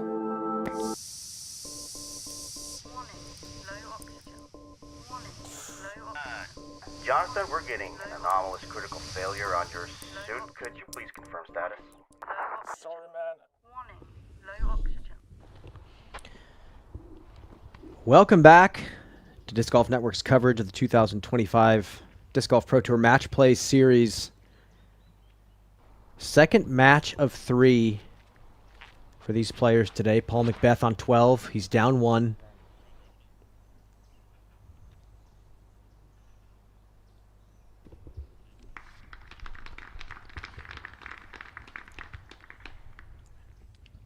Looks like a lot of open green space, but it seems like the angle matters a lot on this second.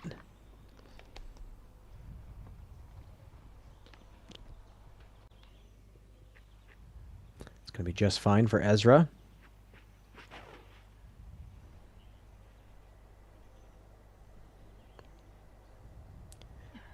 Now, how much do these guys need to bite off on this opening tee shot? They don't. Yeah. They can reach the pin. The positioning matters, though, because they may be forced to throw significantly up over the trees. And if they're positioned more in the middle, they have an opening, a lower gap, which will make it a little bit easier. But as far as strength to get to the pin, no problem. Antela flipping up just a tiny bit, a little bit higher than the rest of the car. That's a fine spot to be.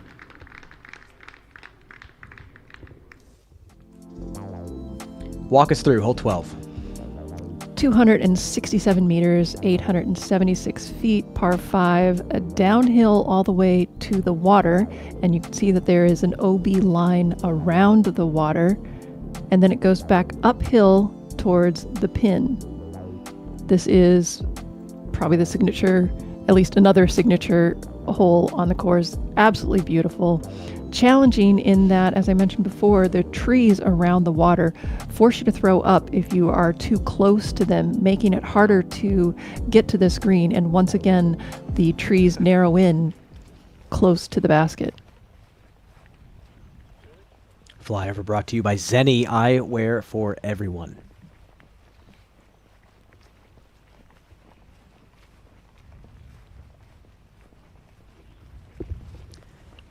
Ezra Aderhold currently up 1 on Paul McBeth. taking a great point on hole number 11.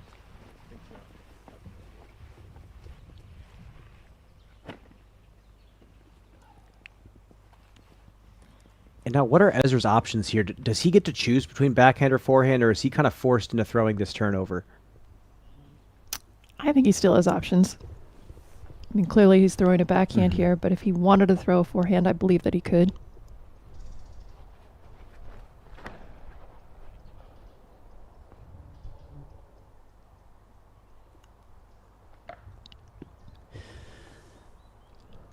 Did not get the turn he was looking for. That's going to be a long look, maybe edge of circle 2.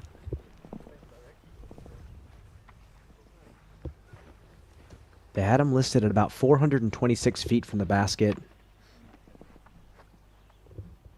It's going to play a little farther than that with the uphill. Now Paul listed 360 uphill from the basket.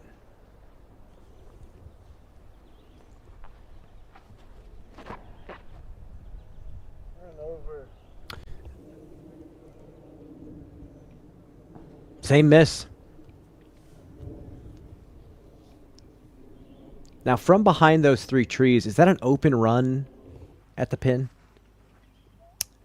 Well, it depends on where you're positioned with the tree, with respect to the trees.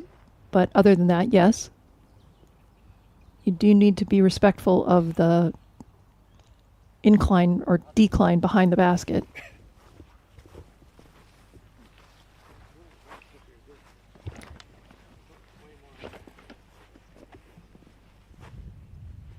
James Proctor, not entirely satisfied with that.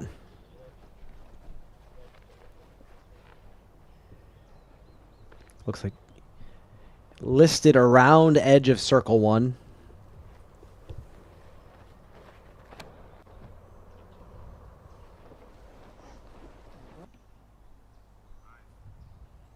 Oh, that's tasty.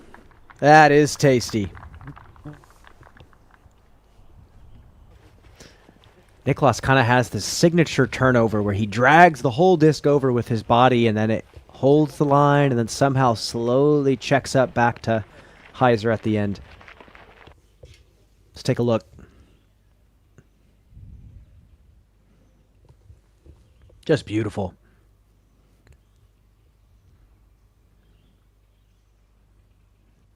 For a second, you wonder if it's actually going to check up at the end, but it's because he throws them so smooth, so soft. Great shot.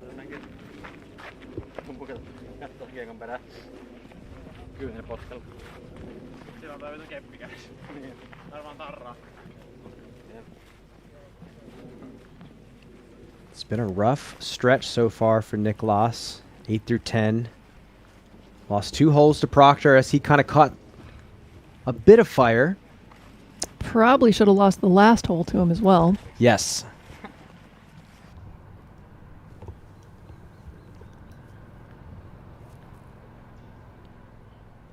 Yeah, when I'm talking about open look, I was kind of more thinking, you know, what does it look like behind the pin? And now you get a better look here. Kind of low ceiling created by the trees.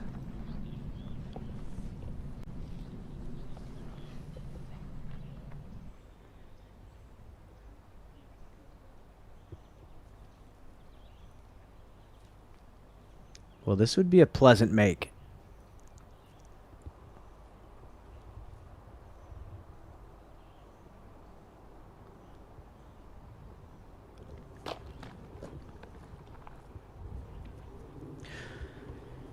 Understandable miss. That's likely to be a push for those 2.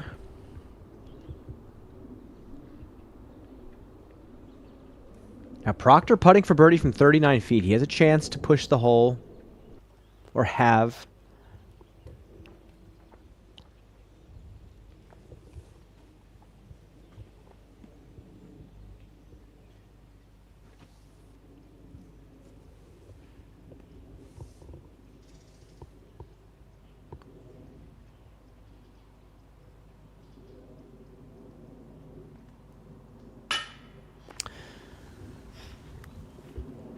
Not going to fall. Nicholas opportunity to take yet another. That'll put him up 2 with 6 to play.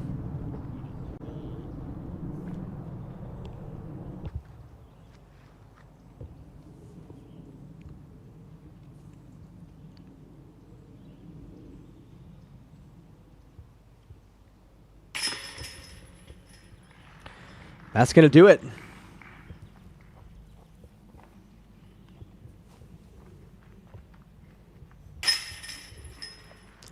Nicholas having a very solid season in multiple stat categories. 3rd place, Circle 1 in regulation. 2nd place, scramble percentage. 7th, Circle 2 in regulation. Struggling inside Circle 1.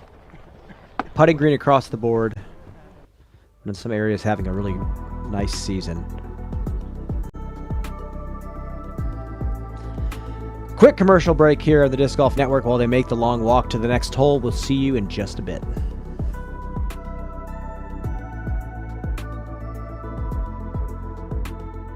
I knew Levi before Pound was a company. He wants it to be perfect.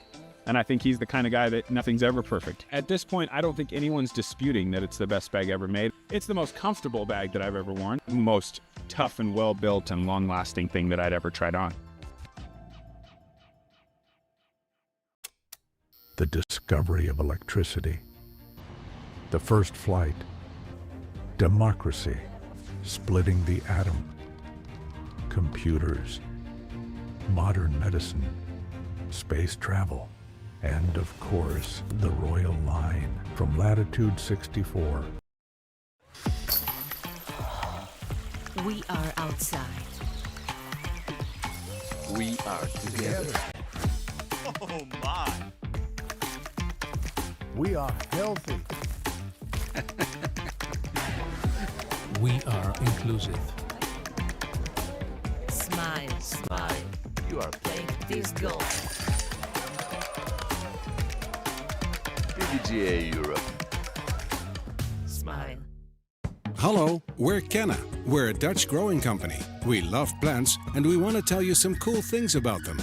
Just like humans, plants can communicate. They can sense when another plant is close. Plants look out for each other too. They warn neighbors about nearby threats by secreting substances. And studies have shown that plants love a good tune. We love and understand plants. Let our passion excite you too.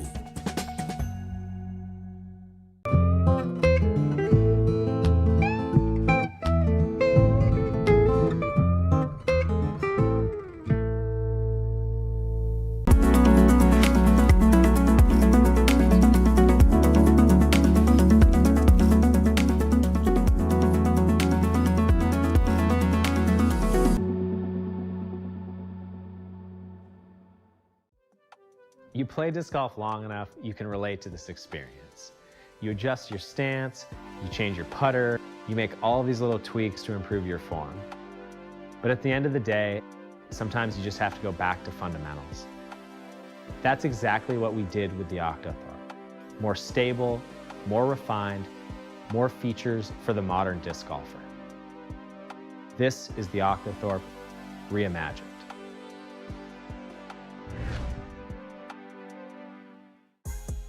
My name's Paul Uliberry, and I use the Yuli Signature All-Terrain Cart.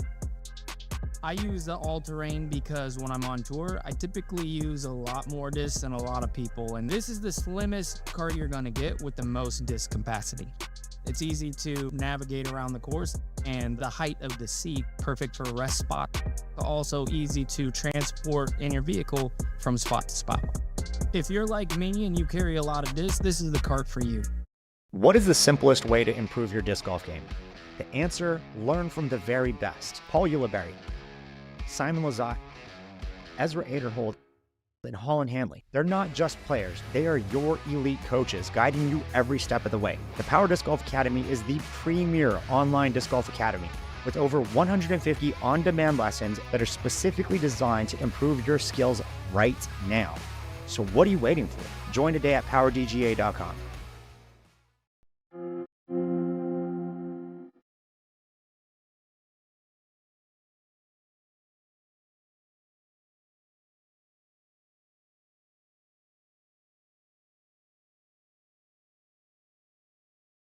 Hamas needs to get something going.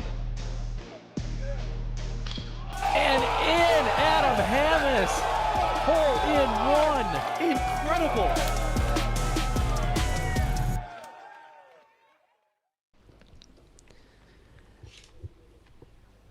Welcome back. Disc Golf Pro Tour match play continuing on here at Krokhol Disc Golf Park. Hole number 13, Ezra Aderhold. 1 win above Paul McBeth.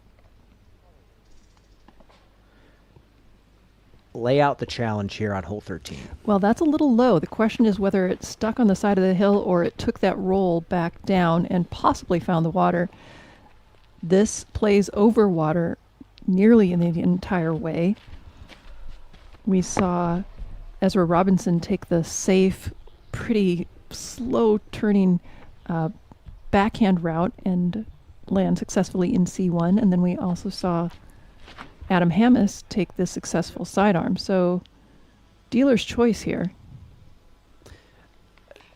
Think that's okay. Kind of a weird angle with the camera, but I think he should be on the slope. I think Paul has a better chance of being safe than Ezra does because it's a little bit less sloped where Paul came in, so there's a less likelihood for it to roll away.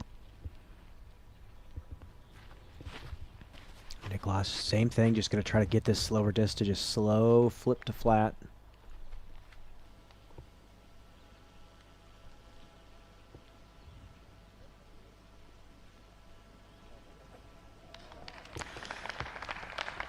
I think that's going to stay on the side hill. That was I think that was slow enough.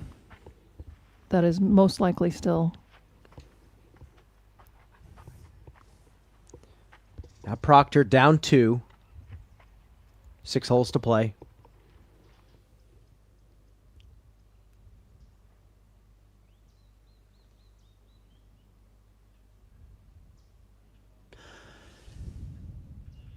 Oh, and that creeps long OB in the water, just showing you that you have to hit the brakes on this hole. Yeah, he had a very good line at it.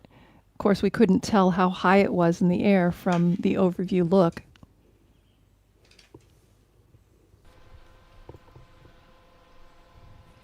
Paul, long look for birdie.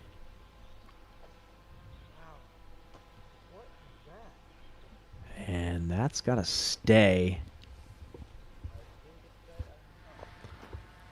Ezra in circle 1, putting for birdie as well. And his looked a lot lower on the hill, but I think he got a nice favorable flare and stayed up.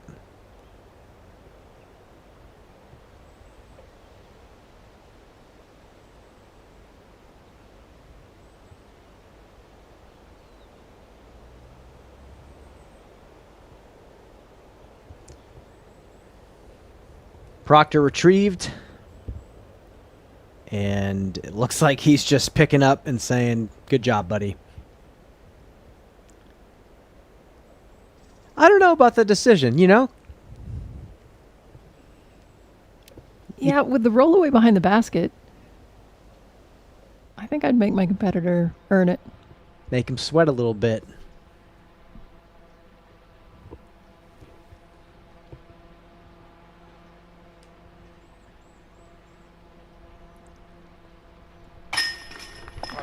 Okay.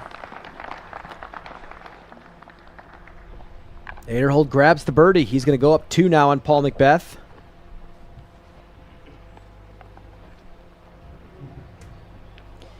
And what a story it'll be if Ezra can come out here at the Krokhol Open this weekend and put together a great weekend of golf after missing the cash at this very course. So many little things coming together at his game.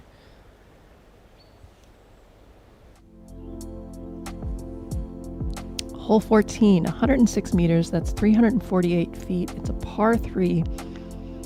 We have the right hyzer gap, the left forehand or baby turnover gap. A lot of options to reach this pin. The only thing you don't want to do is hit those trees in the middle and land in the water. The drop zone is a little bit punishing.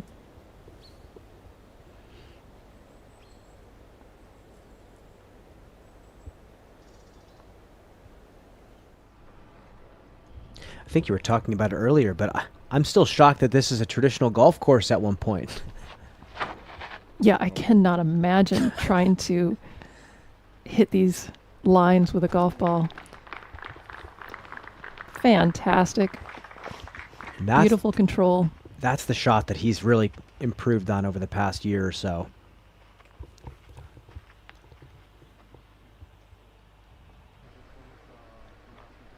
Paul?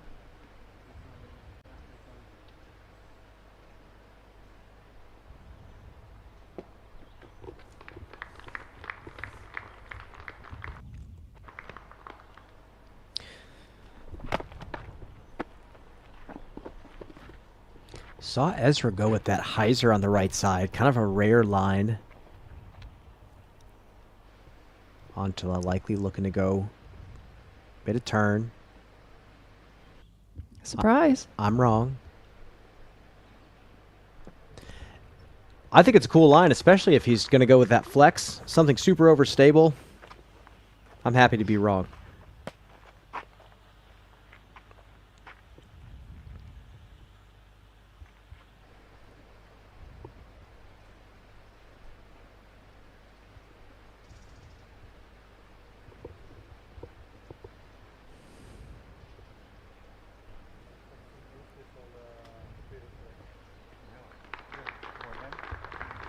Okay. On the playing surface.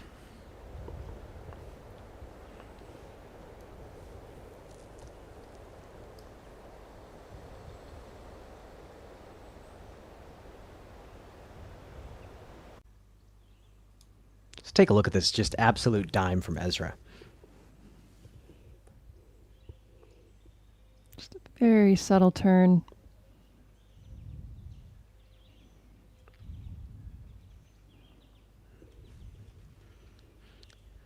There's something about a turnover that finds the slope of the ground, slides perfectly up to the pin. That is a thing of beauty.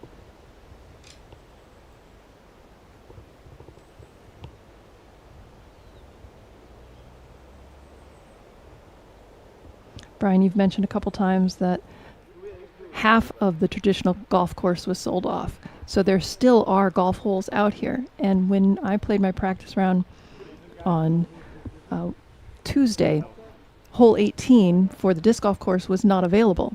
So you finish 17 and you walk along the edge of 18 and there were golfers, traditional golfers, playing that hole. And, you know, sometimes there's a little friction between golf and disc golf, but this time, in this case, the golfers stopped and wanted autographs from the MPO players that they saw walking by. What a paradigm shift. That's unbelievable. Just goes to show you the immense growth internationally, built on the backs of many hardworking people that have done a lot for this game for very little. On to his birdie.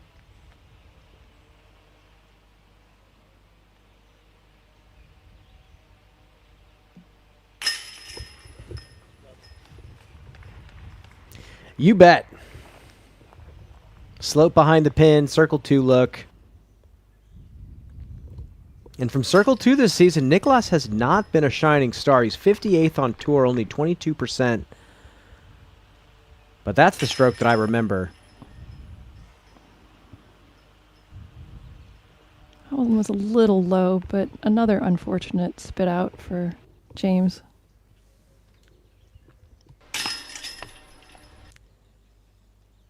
Oh, that was an inch right, and it sticks on the weak side.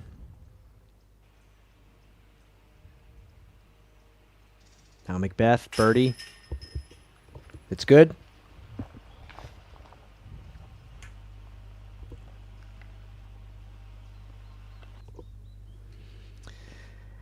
Man, what a world where traditional golfers are asking for autographs from the disc golfers.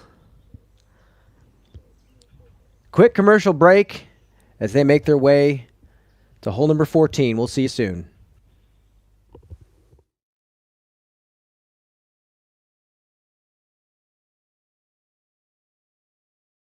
I knew Levi before Pound was a company. He wants it to be perfect. And I think he's the kind of guy that nothing's ever perfect. At this point, I don't think anyone's disputing that it's the best bag ever made. It's the most comfortable bag that I've ever worn. Most tough and well-built and long-lasting thing that I'd ever tried on.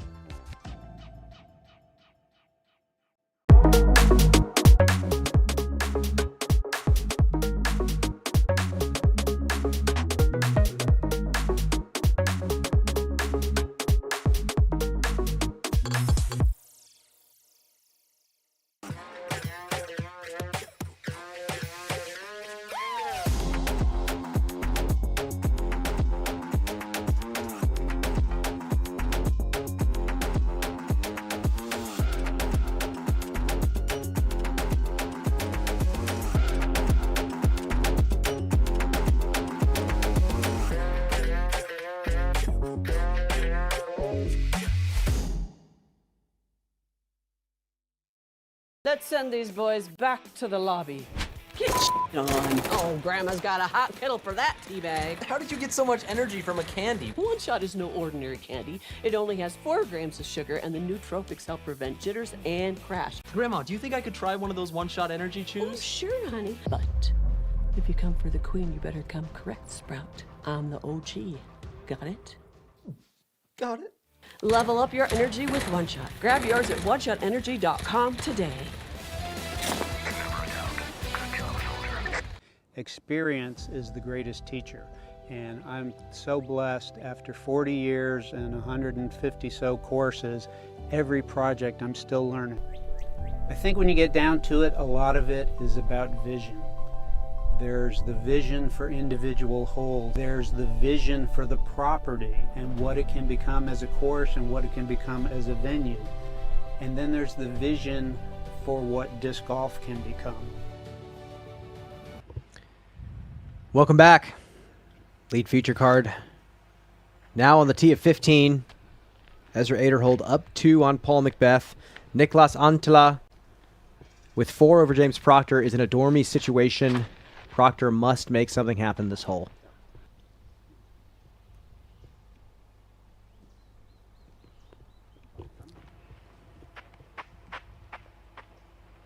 Solid shot. This is a 300-meter par 5.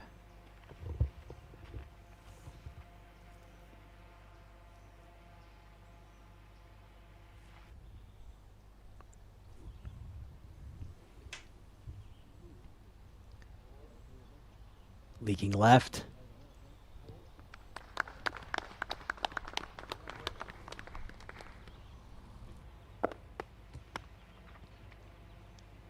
Now, compared to Paul's shot, is that the optimal place? Where are these guys trying to land?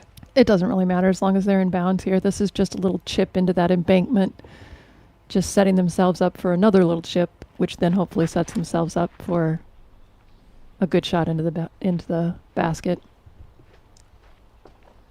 Yeah, Niklas, little floater down the hill. There's really not much danger as long as you stay in bounds, so it really doesn't matter which side you're on.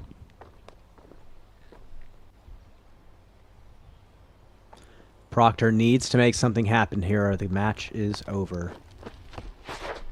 Oh, he's doing it. That is a more aggressive play for sure. Is that going to come back enough?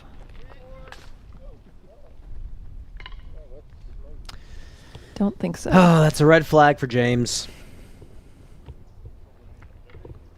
It's been a tough comeback for him after the UCL injury, and I don't blame him. Owen Scoggins has dealt with that injury before as well. I believe she had some ulnar nerve entrapment. Kristen Lott, I believe, dealt with something similar.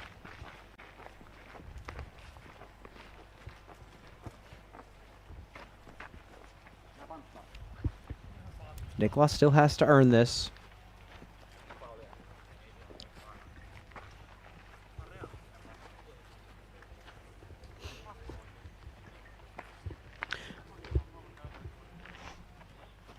While we're walking up the fairway, can you kind of line up what these guys are thinking about on the second shot? What's the next step to this par 5? So there's a continual uphill grade to this shot. And you can see there's a tree in the middle of the fairway. and you just want to get around that. Probably going to chip hyzer something to the right of that. You want to obviously keep it in bounds, and if you get up high enough, then you've got a flatter plateau for your third shot, which is really the critical one on this hole. Just a massive hole with very small landing zones at certain spots that funnels in. Again, this was a traditional golf fairway. Are you kidding me?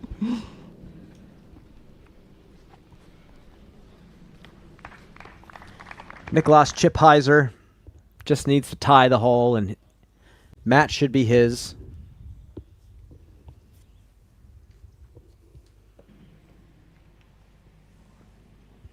With that said, there is still some tension between the Paul and Ezra match.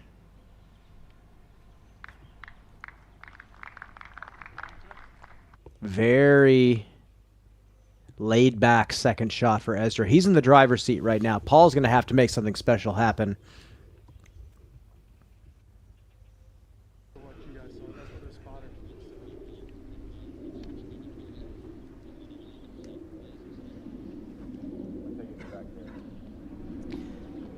Now here, Proctor is going to have to do something. This is going to have to result in a birdie, essentially. Yeah, he's not taking that full meter. He's going to try to send this.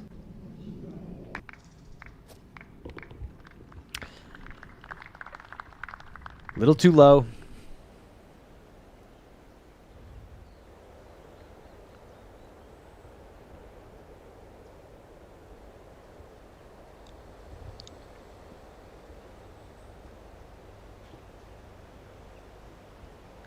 Another beautiful drone fly over the fairway here on 15.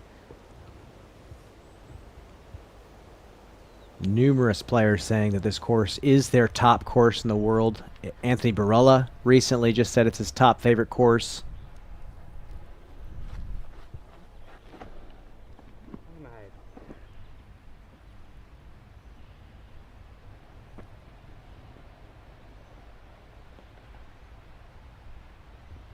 Green flag for Nicholas Antila. That was flirting with the left side OB. That's going to all but do it.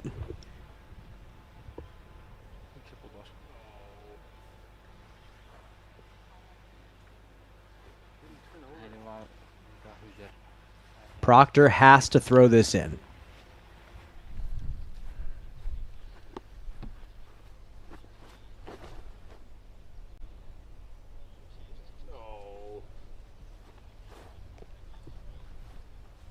Didn't turn over at all. Not to be.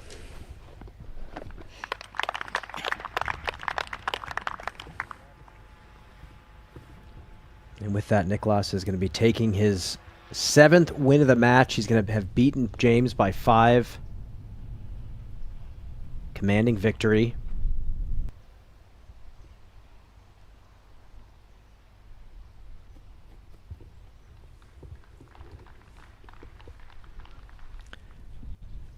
Nice soft landing, edge of the circle. Oh, and that is shorted by Ezra. Macbeth with a chance to pull within 1 with 3 holes remaining. A little bit of a surprising mistake there by Ezra. Now, with these players playing the top tournaments week in and week out, and these are all winners on the tour, coming down the stretch of this match play, do you think there's any nerves at play? Do you think these guys are feeling anything at this point? You know, I think if you ever get to a point where you don't have nerves, it's time to go do something else. So yeah, I think they're still feeling it. I hope they're still feeling it. I do too. And to me, it just feels like it doesn't matter if it's a C-tier or a local league or a putting league. Competition is competition.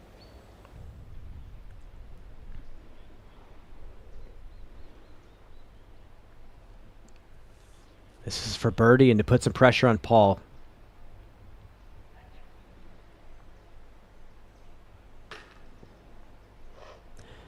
And it looks like it's sat just past the basket. Macbeth, 22 feet away, putting for birdie.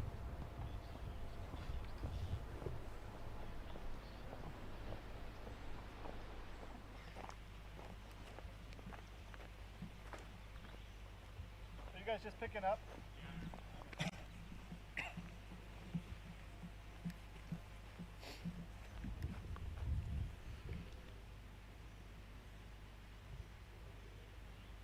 Oh my gosh.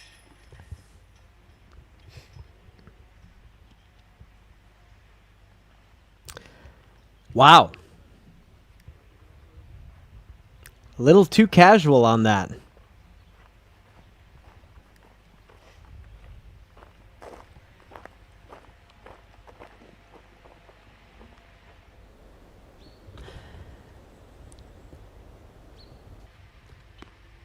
And now he has a little bit of work left.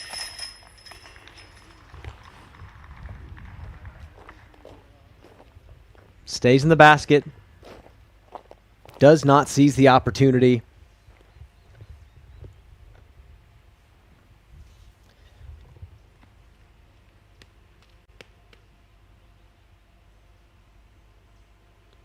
Ezra to tie.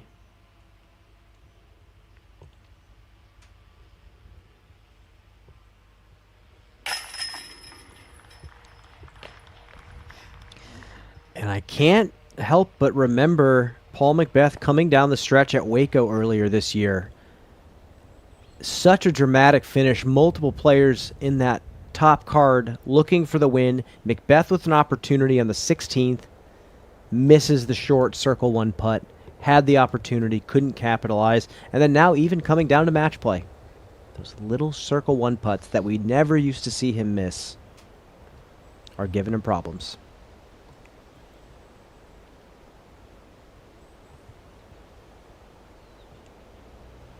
And when you look at the stats overall this season, it's not been a terrible year for Paul Macbeth in the putting green. 12th on tour, circle 1, 87%. He's over 30% from circle 2.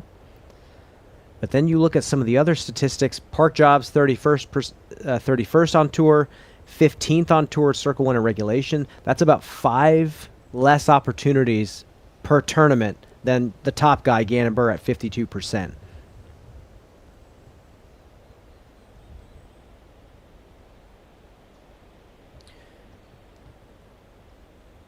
And then you look at him, his scramble rate, his worst statistic, he's 41st on tour scrambling, which not something you're used to hearing a guy like Paul Macbeth have to deal with.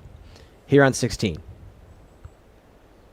16, this is far more difficult hole than it may look like on paper, primarily because the drop zone is so far away. Any shot that lands out of bounds from the tee pad goes directly to the drop zone.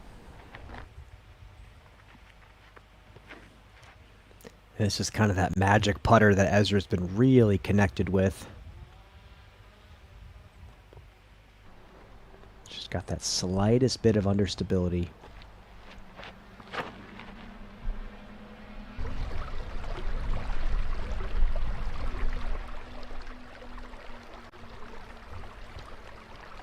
I think that landed in bounds. Looks like he's going to be safe. Not going to hold my breath until we get confirmation.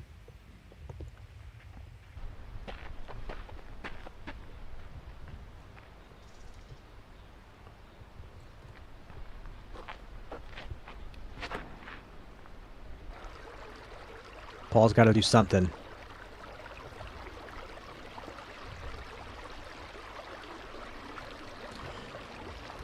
Well, I guess that is something. Wondering maybe if he saw something different than we did from the camera angle. But it shows here on the scores, Ezra's putting for birdie from 36 feet.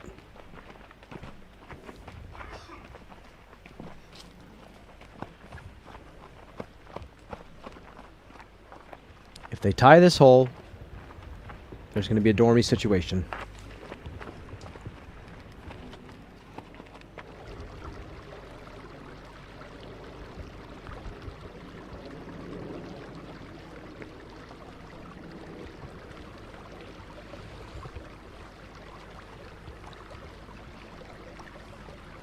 And for Ezra, this is a big deal.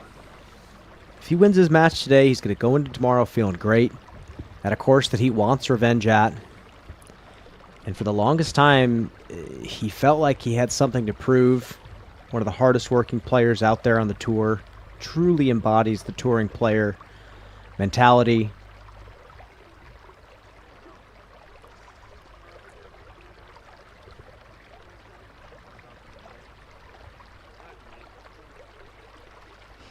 You mentioned early today that Paul Macbeth versus Ezra, there's a 71 matches that Paul Macbeth has come out ahead to 15 for Ezra, though that has turned around this year where Paul is still ahead 6-4, but it's clearly a different picture. Wade, in even the last 2 years, it's 22-8. 12 months for Ezra Aderhold has been a big deal. So I think the listing they had him was wrong. I think Ezra was a little longer than 39 feet there. And they have Paul listed at circle 2.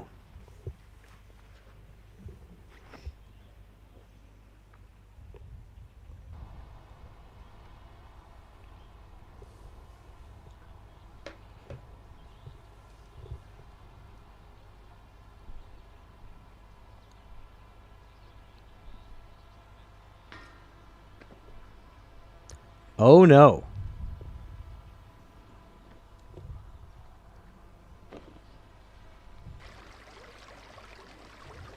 That is OB, and I believe that gives Ezra the match right there in one single putt. Wow.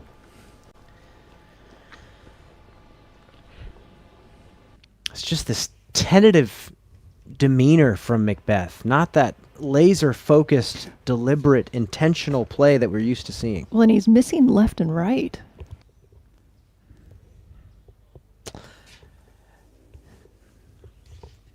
And I always laugh when we have these conversations about Paul, and then we look at the standings. He's still 8th on the Disc Golf Pro Tour. Ezra Aderhold, congratulations. Great victory there, I think, showcasing that he's ready to take on the Krokhol Open. He's 7th on the Disc Golf Pro Tour right here, just in front of Paul Macbeth. Antala up 5, Ezra up 3, and that's a wrap, folks.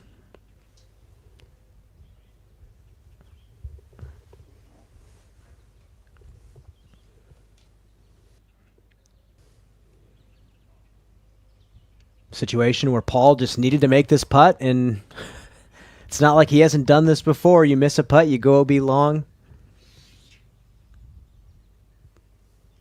But in that case, it ends up as a loss.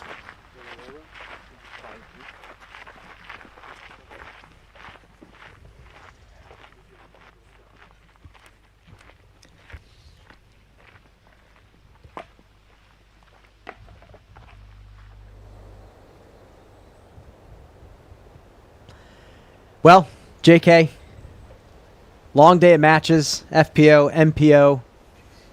Let's wrap it up. What are your thoughts? This is such a fun course, not only to play, but it's also a fun course to watch. So many asks and so many ways to deliver.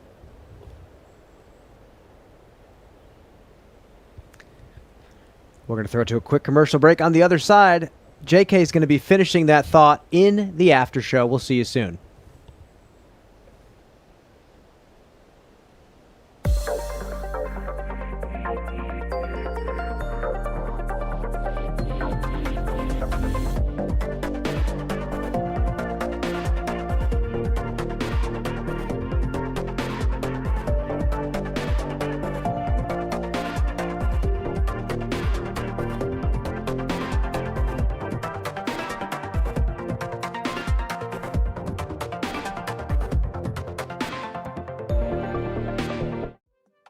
You play disc golf long enough, you can relate to this experience. You adjust your stance, you change your putter, you make all these little tweaks to improve your form. But at the end of the day, sometimes you just have to go back to fundamentals. That's exactly what we did with the Octothar. More stable, more refined, more features for the modern disc golfer. This is the Octothorpe reimagined.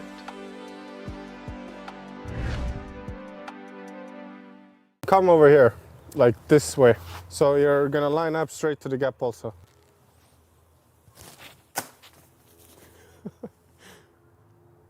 Go try again.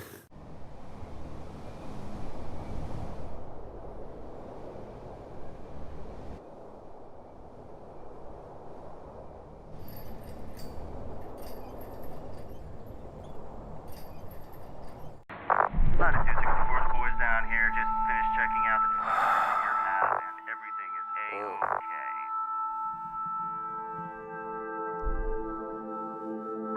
Hey, Jonathan, catch. Huh?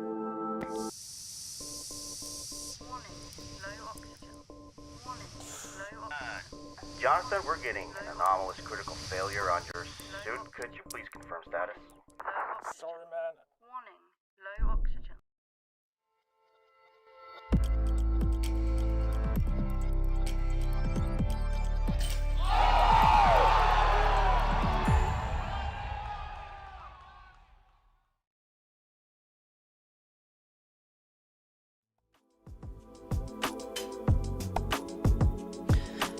Welcome back. Week number 4 of the Disc Golf Pro Tour Match Play Series is complete. And we had 3 decisive victories. Ezra Robinson, after a dogfight with Adam Hammes, comes out on top. 3 up. Ezra Aderhold best Paul McBeth by 3. And Nicholas Antila just putting the hammer down on James Proctor, up 5. The MPO match play is complete. Again, this is week 4 of 6. These guys are going to be playing one more match. The other pools still have a couple more events to finish. And we are here in the after show wrapping up a really eventful day of disc golf. We're going to take a look at the standings as they sit now. Group B, Matt Oram, a match play genius, played phenomenal at the Preserve. He's got a plus 5 point diff, 2 wins already. Ezra Aderhold grabs the win. He's now in second place. Ricky, 3 with the negative 1 point diff. Paul McBeth, negative 5, 0 points, hasn't gotten the win yet. Tough pool in Group B.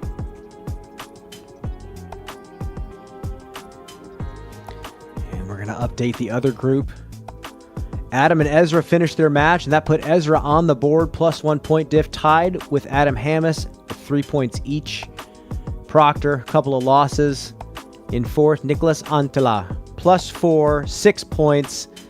He is at the top of the C group. Now, we're going to bring it into the DGN booth. I have Juliana Korver here. This is your number 1 course. We just got to watch it in both divisions, from the short tees and the long tees.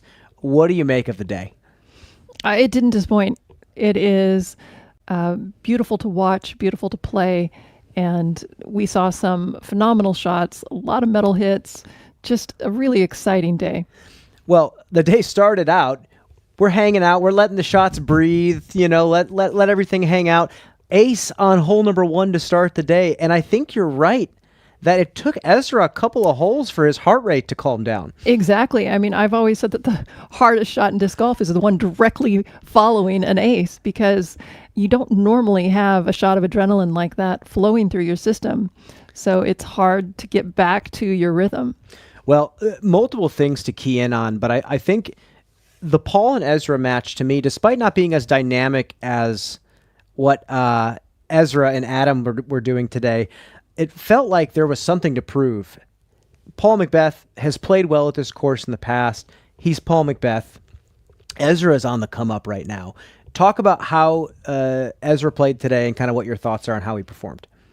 He played very, very well. And this kind of goes to the concept of it's hard to maintain your status at the top, but it's a little bit easier to climb. And so Ezra is doing that climb, and he's running him down. He's whoever that is in front of him. And so he was running down Paul, and that is something to emotionally grab onto and to set your sights on. And Paul's kind of in the situation with, I guess I'll try to do it one more time.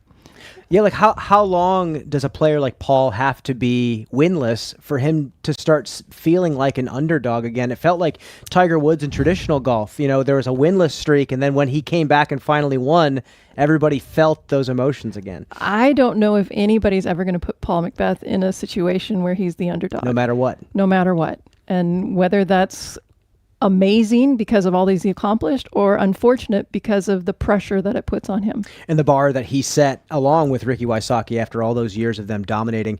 Ezra still kind of in that underdog status. I think he's not far from being considered the elite of the elite. I think this weekend and then the next two majors coming up have a lot, and it's something for him to prove. I think he has a lot to prove. With that, I think I've done it. I think I've finally called the OTB shot of the day. I hope our producer doesn't mess with me here. I think it's going to be the ace. What do you think? I really don't think you can call anything else. Unless they're out to get me, because that's okay. Is it going to be a 20-foot putt? Don't you dare.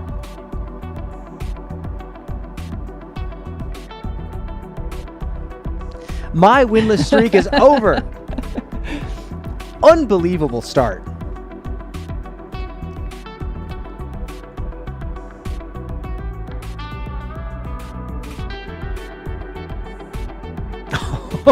What a thing of beauty from Ezra Robinson. This man gets to say, I came out to Norway and aced first shot at Krokhol. Wow.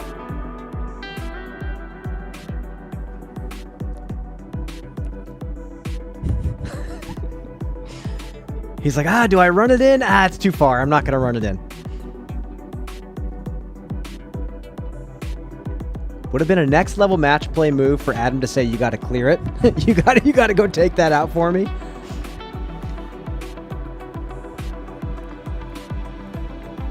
And it's fitting that he loses the momentum and then gains it back late and wins by 3 over Adam Hammes. What a day on the match play circuit.